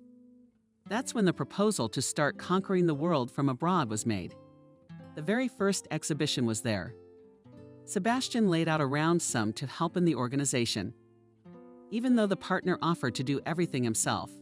And then exhibitions, sales, rave reviews. Sebastian believed in her the most, and she didn't let him down. Adriana was offered several times to take photos for the most fashionable international magazines, but for this she had to live abroad. She refused without regret. She belonged here in her homeland. Kevin waited outside Kelly's gymnasium and kept glancing at his watch to see where she was being carried. "I'm running out of time." More recently, the wayward Kathy had handed over the reins of the holding company to her son after his marriage to Lisa. The daughter of his mother's best friend decided to merge the two companies. At first, experts took this bold venture disapprovingly. How can you combine such different spheres of activity? But adamant in such matters, Kathy still insisted on her own. After Kevin's marriage, her relationship with her son warmed. The birth of her granddaughter, Kelly, finally melted the heart of the iron businesswoman. But Kevin could not forget Adriana for a long time. He experienced her departure hard and was very sorry that he had acted with her out of conscience. He tried to find her, but it was too late. Adriana's response to his call was harsh. "Don't ever call me or try to meet me. You don't exist for me anymore." Kevin had prepared an explanatory speech in advance, but the girl wouldn't even listen to him. Of course, he dialed the familiar number several more times, but the colorless voice of the operator answered him all the time. "The number you dialed does not exist." Kevin realized that Adriana had changed the number. He didn't dare to visit the girl's parents because it was embarrassing to look into the eyes of David. The wedding with Lisa was more like an elaborate torture than a happy event. The bride laughed with joy and talked nonstop the whole time. In the midst of the celebration, Kevin for a moment thought that in the crowd of guests flashed a familiar figure of a girl with a camera. He roughly pushed Lisa's hand away and rushed off in search of his Adriana. His act then was condemned by all the ladies present. Therefore, married life with an unloved girl did not go well from the very first day. Kevin carefully avoided privacy with his wife. She reproached him for failure to fulfill his marital duty. Once he spied his wife drunk to the point of unconsciousness, and in this form appeared in her bedroom. Details of that night Kevin did not remember, but a month later Lisa, with happy smiles, told him about the pregnancy. After parting with Adriana, Kevin stopped thinking about his words and actions. He treated other people in the same way. Indifferently, he took the news that he would soon become a father. Everything changed when he first picked up the pink cool envelope with a tiny creature in it. A heart. Men shuddered at something. It was as if a volcano that had been sleeping for centuries had awakened. Kevin spent every spare minute by his young daughter's crib. He made funny faces at her and enjoyed Kelly's long, hearty laugh. The girl grew up in his arms, learning to talk and walk. And he watched his baby lovingly. Lisa was openly jealous of his daughter. "Kevin, I get the impression you're doing all this on purpose to annoy me. After all, who's the mom in this family? Me or you? Why are you so annoyed that I pay attention to my daughter?" Lisa grinned caustically. "That's what surprises her, that you pay no attention to me at all. You even skimp on simple human words. And I, like any normal woman, need affection and love. But Kevin Lisa could not overpower himself and treat his wife more gently. Lisa felt it and also began to avoid his company. The situation was resolved when the wife's mother decided to move to her son in London. Christina all her life dreamed of visiting the capital of Great Britain. And now her youthful dream has finally come true. No sooner had Lisa seen her mother off than she declared, "I have to go to London too. My mom has health problems, I'm afraid for her." Kevin was very surprised by his wife's plans. "But your brother is there, he'll look after the old lady." Lisa exploded like a snake bite. "Don't you talk about my mother in such a derogatory way. She's the envy of many young women." "Lisa, you're contradicting yourself. One minute you're talking about your mom's poor health. One minute you're saying she's a role model for others. You're inconsistent, and that's what worries me. I wonder why. Because it's characteristic of deviant people." This was already over the top for a blatant insult. Lisa burst into foul swear words. Kevin listened and laughed in her face. When Lisa had run out of eloquence, he calmly asked, "Will you sell it?" Lisa thought, not even embarrassed. "Sure. Let her stay with you for a while. She's too young for long trips." But a short trip turned into a permanent residence in London. At first, for the sake of decency, his wife still regularly sent short messages with smiley faces, and then began to call once a month. About 2 years ago, Lisa suddenly appeared in person. "Kevin, I'm sorry, but I've met a man with whom I immediately fell in love." Kevin replied indifferently, "Congratulations. What do you want me to do? Don't play dumb. I want a divorce, and of course I expect all the preferential treatment I'm entitled to." Kevin laughed heartily. "Lisa, you're not getting anything. My clever Kathy has done everything, so I can only willingly transfer the shares of the holding company to another person. One of those people is you, Lisa, and I'm sorry to be so frank. That was a low blow." Lisa's eyes widened in incomprehension. "But why?" "We have a daughter, Kelly. I came to get her." "Mom, I'm not going anywhere with you. I'm better off with Daddy." The arguing parents didn't notice how the girl slipped into the living room where the verbal battle was taking place. Lisa shouted, "You're all conspiring here, but I won't leave it like this. I am a mother and my daughter has to stay with me. Kelly is 13 years old now, and she should decide who she wants to stay with. She's made her choice, and you have to accept it." So nothing. Lisa drove back to London. Kevin was so absorbed in his memories that he didn't notice Kelly coming to the car. "Daddy, did you fall asleep in there?" "Sorry, my daughter. I was just thinking." The girl dived into the salon and capriciously noticed you. "Dad, do not understand. It drives me that you sit with such a face, as if you got into a parallel world." "You guessed it, Kelly, mine. I just had a similar experience. While I was waiting for you. How are you doing?" That's when the girl perked up. "Dad, you know there's a new kid in our gymnasium today who's so cute. And his outfit is cool. I wonder if he'll be in your class in the 11th grade. The girls told me in confidence that he has cool parents. What I don't get is how a dude from the suburbs has cool parents. I don't understand how a decent girl can be so rude. Oh, Dad, I almost forgot." The girls were saying that this new guy. "Mom's either an artist or a photographer. She's really cool. I'll find out more later and let you know if you're interested." "Daughter, I'm not interested in anything that occupies you." That evening, Kelly told her grandmother everything in detail. But Kathy was not at all interested in the unknown boy from the province, and she did not pay much attention to her granddaughter's words. David liked it very much. In the new school, his peers unexpectedly well received him, and his manner of dressing played no small part. A long time ago, 3 years ago, maybe more, when David was going out for a walk, Sebastian stopped him. "David, where are you going?" "I'm going for a walk." "Me and the guys will go to the embankment, sit, and you go like this." David didn't understand him. "What's wrong, Dad?" "But I think you're wearing yesterday's t-shirt, and those pants don't go well with it." David looked at himself and then asked Dad, "I'm not a girl. What difference does it make what I'm wearing?" "Well, yes, a t-shirt should be worn with a sporty style, or at least this one. But I don't think anyone's gonna pay that much attention. That one, you're wrong. I've always said it's right to treat a man for who he is on the inside. But if you remember the proverb, it starts with the clothes on your back. Think about it. Maybe you should meet a friend or girlfriend in your life today. Well, here are the most perfect ones, but they will pass you by because a person who disrespects themselves and their appearance may treat others the same way. You and I both know that's not true, and you're a good person, but they don't know that yet, right? David thought a lot about that conversation. Sebastian had managed to convince him that a man should look decent at all times, not just when he wanted to. The guy didn't become a stylist, but he'd been trying to dress up ever since, stylishly fashionable. It turns out that it was not so difficult. Plus, his innate taste helped him a lot. The 2 weeks he'd already been going to his new school had flown by like a day. Yes, the guys in the capital were much more liberated. But David had long ago decided for himself that he had his own life line. He would not try everything just to seem cool.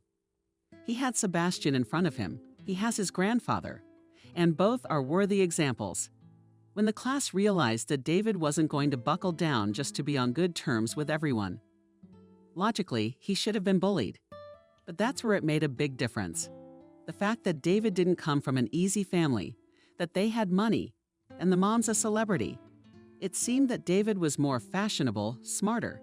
And if he's rich, he's cooler. And the cooler one dictates the rules. Except David wasn't going to dictate anything. It turned out there was no one to fight with. So the guys just accepted David for who he was. They also respected him for having his own point of view, for knowing what he wants. Kelly, you're gonna break your eyes. Lisa stood next to her friend and looked at her mockingly. Kelly flinched. She hadn't noticed Lisa walk up. What are you talking about? I was just thinking. Of course you were. And all your brooding centered on the new guy. God, what's wrong with that? It's not like he's a freak to turn your back on. Besides, I've heard the guys say he's real, not an upstart.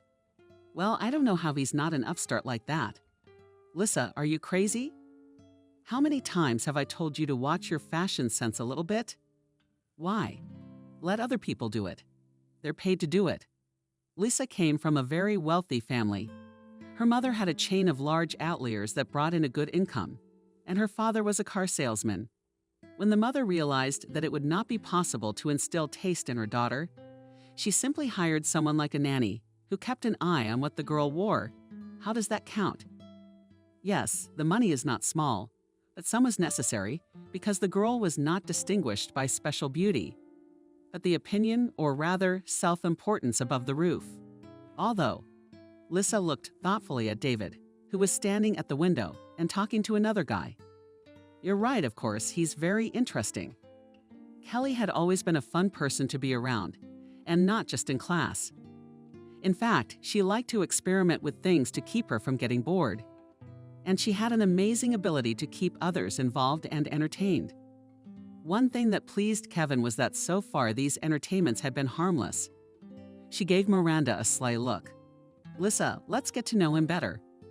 Take him on a tour, tell him about Moscow. Are you crazy? Not at all. She grabbed Miranda and dragged her towards David, who was already alone. Lisa looked at her friend with frightened eyes and even forgot to resist. Hi. Kelly looked at the guy defiantly. David smiled. He had noticed this pretty girl a couple of days ago, and something told him that they would meet soon. And the girl just had a kind of cheerful, fun-loving vibe about her. How are you? We wanted to offer to take a walk and show you Moscow. Well, the most interesting parts of it, if you haven't already seen it all for yourself. Yeah, I kind of know Moscow. My grandparents live here. There was a look of disappointment on Kelly's face. He immediately added, but only at the level of a tourist. It is clear that I may not know about the existence of interesting places. Anyway, they got to know each other, got to talking. The change was big, but Kelly didn't even notice how the time passed. The bell rang, and the girl turned around looking for her friend. But Nikki wasn't there. David said, If you're looking for your girlfriend, she oriented herself back at the beginning of our conversation. Kelly sighed. Now she's going to take offense. Now she's going to take offense to what? She left on her own. No one chased her away. Kelly smiled. Okay, I'm going to run. David wanted to stop her to ask when the tour would be, but Kelly was already gone. He just shook his head and smiled. What girl? Lissa looked at Kelly with angry eyes. Nico, why did you run away? Kelly pretended to be genuinely interested in the question. Nico hissed angrily. And it's like you noticed I was gone. Lissa, don't start, but Lissa turned away resentfully. At another time, she would have even made sure to disgorge her. But now she didn't feel like it. She wanted to think about David and only him. For the rest of the day, the girls never made up. Kelly didn't insist. She could see Lisa was angry. After class, they went outside by the porch, shifting from foot to foot. David. Kelly, she waved cheerfully. Her dad was supposed to be waiting for her outside the gate, but she couldn't leave. Not without talking to David as well. Daddy, I'm going out with the girls tomorrow. What's that for? Tell me where you want to go. The driver will take you. But no, Daddy. We want to wander around old Moscow, give ourselves some kind of tour. Kevin wanted to be indignant, but then, looking carefully at his daughter, he suddenly smiled. I'd like to ask you one thing. If you're not going to walk the new guy, Kelly blurted out. His name is David, and not to walk him, but to show him the city. Realizing that she had given herself up, she clung to her father. Daddy, he's so nice, so serious. He's new to the school, and already everyone respects him. Very interesting. Well, since he's all so positive, maybe after the tour, you'll come over for a cup of tea. Kelly shook his head apprehensively. No, I know for a fact he won't go. Besides, why would he? I mean, we've only just met him. You know, Dad, he's a bit like you, isn't he? He's just as nice. Kevin could barely keep a straight face. I thought to myself, God forbid he should be like me. He'd been thinking about Adriana a lot lately. I wondered how his life would have turned out if he hadn't been so cowardly. Perhaps he would have been happier. But then he'd have nothing. On the other hand, maybe Kelly would have been born to him and Adriana. Mom hadn't made any more attempts to marry him after he'd been dumped by his nondescript wife, her protege. And lately, Kathy seemed to have calmed down a bit. A little tired, maybe. He let Kelly go, but before he did, he tried to gently remind her that she was still a child. But Kelly laughed back. Daddy, what are you talking about? I know everything. And I need you to understand that David and I are just friends. Okay, I'm glad you're smart. And David did invite us over for a visit. You know, like this weekend. I need to know who my daughter's friends are. Adriana and Betty were sitting in a coffee shop. Adriana, you have no idea how happy I am for you, and I'm so glad you're back like David. You know, Betty, when we got here, I was kind of scared. But the more we've been here, the more fun Dad's been. Mommy says it feels like we're on his medication. Betty said seriously. Do you really think it could be any other way? The medicine is you, David. Is that all the joy he has left in his life? Parents don't get any younger, you know. Yeah, I get it. It's just so hard to realize. So how's David? How's he doing at his new school? Adriana's revitalized. You know, I was so nervous about the last year of school, with the age of transition and all that. But it's going surprisingly well. He's excited about school, about his classmates. And the best part is, he's got some girl there. They go out almost every day. She shows him around Moscow. David says she's not only smart, but she's insanely beautiful. Wow, isn't it a little early? She laughed next. I said the same thing. And he made huge eyes and said they were just friends. I can see his eyes light up when he talks about her. Well, it's the early generation now. Who is? Betty, do you really think I'm going to see them before I make inquiries? Why don't you tell me how you're doing? We haven't really talked much in all this time. Just bits and pieces. How's the new husband? Betty laughed. Adriana, what new husband? He's 3 years old, and I kicked him out. Betty was married for the 4th time. And as it turned out, not again. How you put it out? Adriana looked at her in surprise.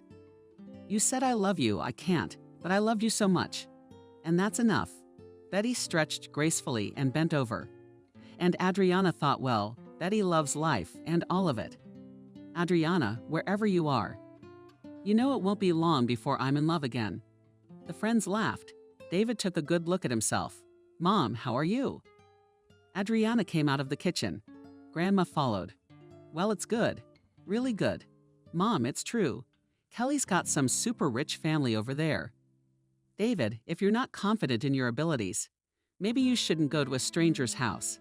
Not from my mom. Her dad's very concerned. His desire to see me is very valid. He could just forbid Kelly from going out with me." Adriana smiled. "You're all grown up." Now David looked at her in embarrassment. "Can I invite Kelly over later too?" "Of course you can, but not until after the exhibition. It's in 3 days, so it won't be that long." Okay. Thank you." Kathy threw David a scathing glance, which Kevin immediately noticed. So Mom remembered that she was the boss. We'd have to take the initiative before she said something. He extended his hand to the guy, who, it should be noted, held it with dignity. "Kevin, nice to meet you." Kathy pressed his lips together, realizing his son's intent. But she was afraid to openly confront him. Kevin hadn't been listening to her lately. Kelly invited everyone to the table. David didn't eat much. He pretended to eat more. And Kevin asked David, "Hadn't you recently arrived in Moscow?" "Yes, not long ago. Although my grandparents have always lived here. They are native Muscovites." At these words, Kathy's face softened a little. A native Muscovite is something that is not quite native people. She began to listen to the conversation. "What do your parents do?" "My mom is an international class photographer. Her exhibitions were held in many countries. Her pictures are bought by magazines and people for a lot of money. And now for the first time there will be an exhibition in Moscow. And my mom was persuaded for a long time. She didn't agree. Dad insisted. But we thought that Mom would just go to the exhibition, and that's all. But circumstances were such that we had to move here." Kathy asked us right away, "Where do you live?" "At my grandparents' for now. But my mom already bought an apartment. It's being renovated." The woman raised an eyebrow. She had nothing against being friends with this guy now. Yes, well, Kelly was still young, but it looked like this David was the one to hold on to. Kevin immediately noticed the change of mood in his mother's demeanor, and for some reason he felt very disgusted. "David, where's the exhibit? Maybe Kelly and I could come and see it." "Oh, come, of course. I'll give you and Kelly the invitations tomorrow. You should come. I'll introduce you to my mom." Betty took over the reins from the host for old time's sake. It was decided that Adriana would not be introduced to the guests until the middle of the show. The organization was certainly top-notch. The first day of the exhibition was invite only. That was the decision of the stewards, and Adriana didn't resist. She understood perfectly well that at first the business was organized light buffet with champagne and wine. People were mostly walking the halls. David, and Adriana's mom could see that people were excited. Now David was very proud of his mom, but also worried because there was still no Kelly. Finally, he saw her and went to greet her. Adriana came out into the hall as well. No one recognizes her because no one knows what she looks like. She walked over to the pictures that were taken years ago. It was Kevin. 10 pictures, none of them showed his face, just a silhouette. But that was the point. After all these years, the photos are still relevant. You look at them and it's like you're in some kind of novel. I wonder if the man in the photo has something to do with the photographer or just a model? No, of course he does. You said yourself that the photos are as if they were alive. I even think they have a loving air about them. Adriana grinned sadly. That's true. At the moment when she was taking Kevin's picture, she loved him so much that she thought only of happiness. She stepped back, then walked off in the other direction altogether. Adriana could see perfectly well that these pictures always had a lot of people, 10 pictures of happiness. Kathy slowly made her way along the wall. Kevin thoughtfully supported her under his arm. Kevin, you saw and the whole world is here. Of course I did, Mom. I guess you like it a lot, don't you? Of course I do. Would our Kelly be so foolish as to miss such a party? Mom, I'm begging you.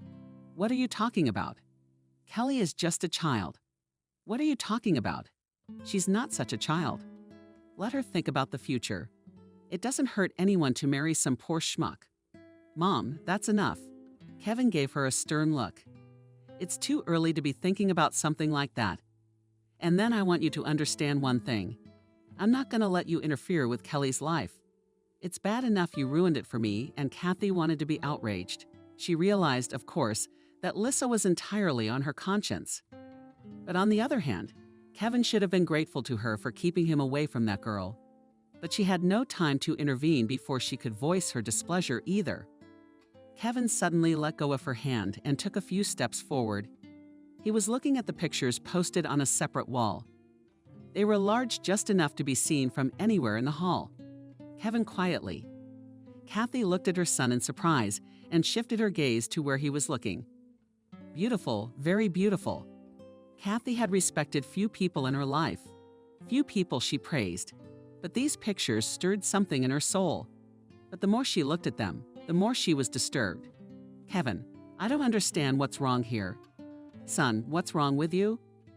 Kathy, but she saw her son turn pale. Mom, do you know who's in these pictures?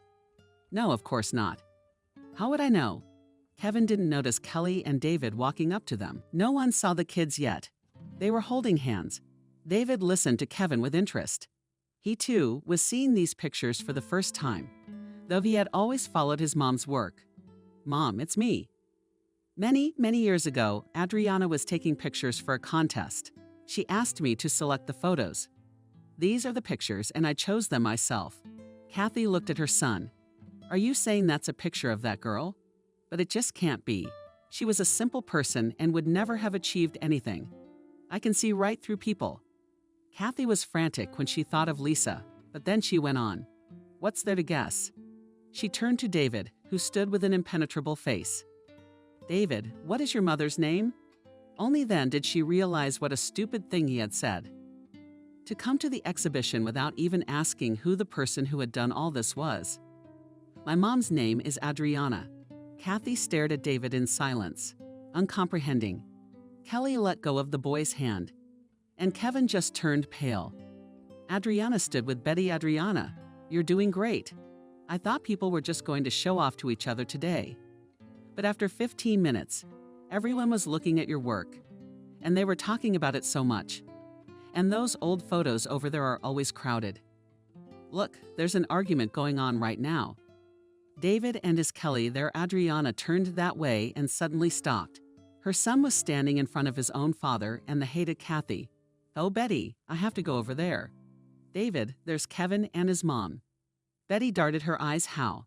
But Adriana was already rushing over there. Her mind was blank. The last thing she expected was to see people she would rather never see here. She walked over and stood behind Kevin and Kathy. The woman was still indignant. This can't be happening. I'm sure it's just a coincidence. We just need to meet the author of these works. We already have. Kathy, she even jumped up and then only turned around. It's you. Kevin turned even more slowly. He already recognized that voice. He could already hear his heart going crazy, somewhere in Adriana's chest. What it took for her to keep her expression the same as it had been before, no one knows. Hello, Kevin. David raised his eyebrows. Mom, do you two know each other? Yes, son. It's been a long time since we've known these people. I'd like to talk to you. She took her son under her arm and led him away. Kelly stood alone, confused. Kevin stared after Adriana, and Kathy put Valadol under her tongue. Mom, where are you taking me? Kelly's waiting for me. Adriana stopped.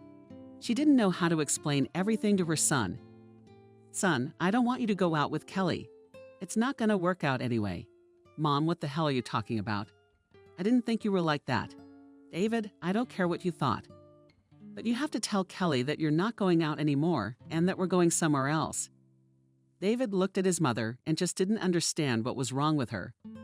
They always got along, always talked. But here Mom just averted her eyes and repeated the same phrase for the second time. Adriana, what's going on?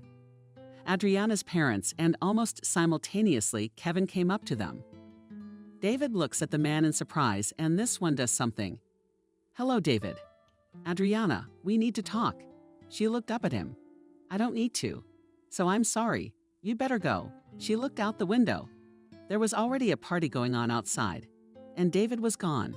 Finally, the door slammed. He went into the kitchen, turned on the light. "Mom, what are you doing out here alone in the dark?" "David, were you with Kelly?" "Yeah, we went to the movies." "Mom, you don't know her at all." "She's great. And if you have a problem with her family, what does that have to do with us?" "I believe she's great, but you can't date. You can be friends, but that's all you can do." "The name David." "Kelly is not the right girl for you." "Mom, why not?" "I don't understand. What's wrong with her?" "Everything about her, that's what's wrong with us." "Well, it's you." "Mom, you can speak more clearly." David and Kelly had their first kiss today, and David knew there was no force that could pull him and Kelly apart. He couldn't think about anything at all, only the fact that it wouldn't be long now. He and Kelly would be married, and they would be together forever. Adriana could see that her son was on the verge of a nervous breakdown. She realized that she would have to tell the truth. "David, Kelly, and you are related. You are brother and sister. And Kevin is your father. A long time ago, he chose money over love. Kathy insulted me and said that someone like me was no good for her son." David looked at his mother in horror. "Mom, but I had a dad." "You have the most wonderful daddy in the world who loves you more than life. But Kevin's biological father." David jumped up and ran out of the apartment. Adriana rushed after David's stop, but the guy didn't even look behind Adriana. Adriana's parents jumped out. What happened? They waited for David all night. Toward morning, an exhausted Adriana called the police. A sleepy voice told her to come back in 3 days. David put another pill under his tongue. "Adriana, we need to call Kevin. He has a lot more opportunity in this town now anyway." Adriana silently picked up the phone. The clock read 5 o'clock. She dialed the number. "Who is this, Kevin?" "It's me, Adriana." On the other end of the phone, Adriana's confusion lasted a second. "Is something wrong?" "Yeah, Kevin's missing David. I told him he can't date Kelly because they're brother and sister. Kevin, help us find our son." Another second of silence. And Kevin said in a husky voice, "I'll be right there." He arrived half an hour later. He had some men with him. They took pictures of David, questioned Adriana. What was he wearing? Another half hour later, the doorbell rang. David came back with Kelly. She immediately lashes out at Adriana. "I didn't realize you were like this. I really liked you. I could never understand people who forbid their children to be happy. My grandmother told me how badly she and Daddy treated you. But it's despicable to retaliate like that." Adriana even smiled. Good girl. She couldn't say it all back then. But Kelly, even though she's younger, did. "Kevin, do you want me to explain to Kelly, or do you?" Kevin looked at Kelly darkly. "Daughter, here's the thing. David is my son." Kelly went pale. Staggered? "No, this can't be happening. We decided to get married as adults." "Dad, how can that be?" Kevin didn't have time to answer. His cell phone rang in his pocket. "Where is it?" "Don't touch it. We'll be right there." He jumped up and drove on the spot. "We'll figure it out." David was sitting on a high railroad bridge. When Adriana saw him, her heart thumped loudly, loudly. If he took just a couple steps down, there was a real abyss and trains. Kelly rushed to him, sat down next to him, and took his hand. "David, we can be friends, I guess." And she cried, resting her head on his shoulder. David put one arm around her, pulling her close to him. Kevin sat down too, and Adriana came over. Kevin spoke. "We all need to listen to me to unravel this tangle. I'm the only one to blame for what happened all those years ago. I'm the one who was cowardly. The truth is, I didn't know Adriana was having a baby. Mom quickly married me to Lisa. And I thought about Adriana all the time. I couldn't have lived with Lisa if it hadn't been for Kelly. Kelly was everything to me.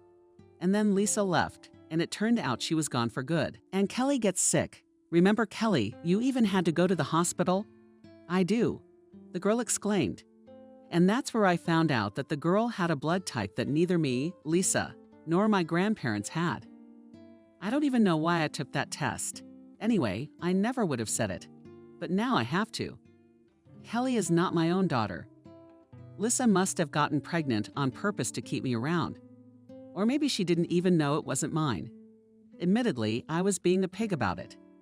Kelly and David stared at him in amazement, and Kevin continued, "Kelly, I'm sorry, but I love you like family, and I really hope nothing changes in our relationship. Here, so there are no obstacles to you and David dating, except for one thing. You're both still in high school." Kelly threw herself on his neck. "Daddy, Daddy, thank you. I love you very much and will always consider you my daddy. High schoolers. We actually decided to get married after high school." Kevin remembered her, and then he held her to him and David. Adriana wiped her tears. "Mom, come to us." They sat like that for a long time, the four of them hugging each other. And when the sun began to rise, Kevin said decisively, "I suggest that we go to the campgrounds this weekend. The four of us, or we could take our parents. I know it's impossible to forgive me, but I'd like to try." Kevin glanced at Adriana. She averted her eyes, but her heart throbbed. "Mom, let's take Grandma and Grandpa and Kelly's grandmother too.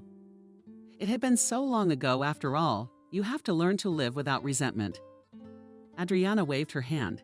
"Let's go, son. Of course you're right.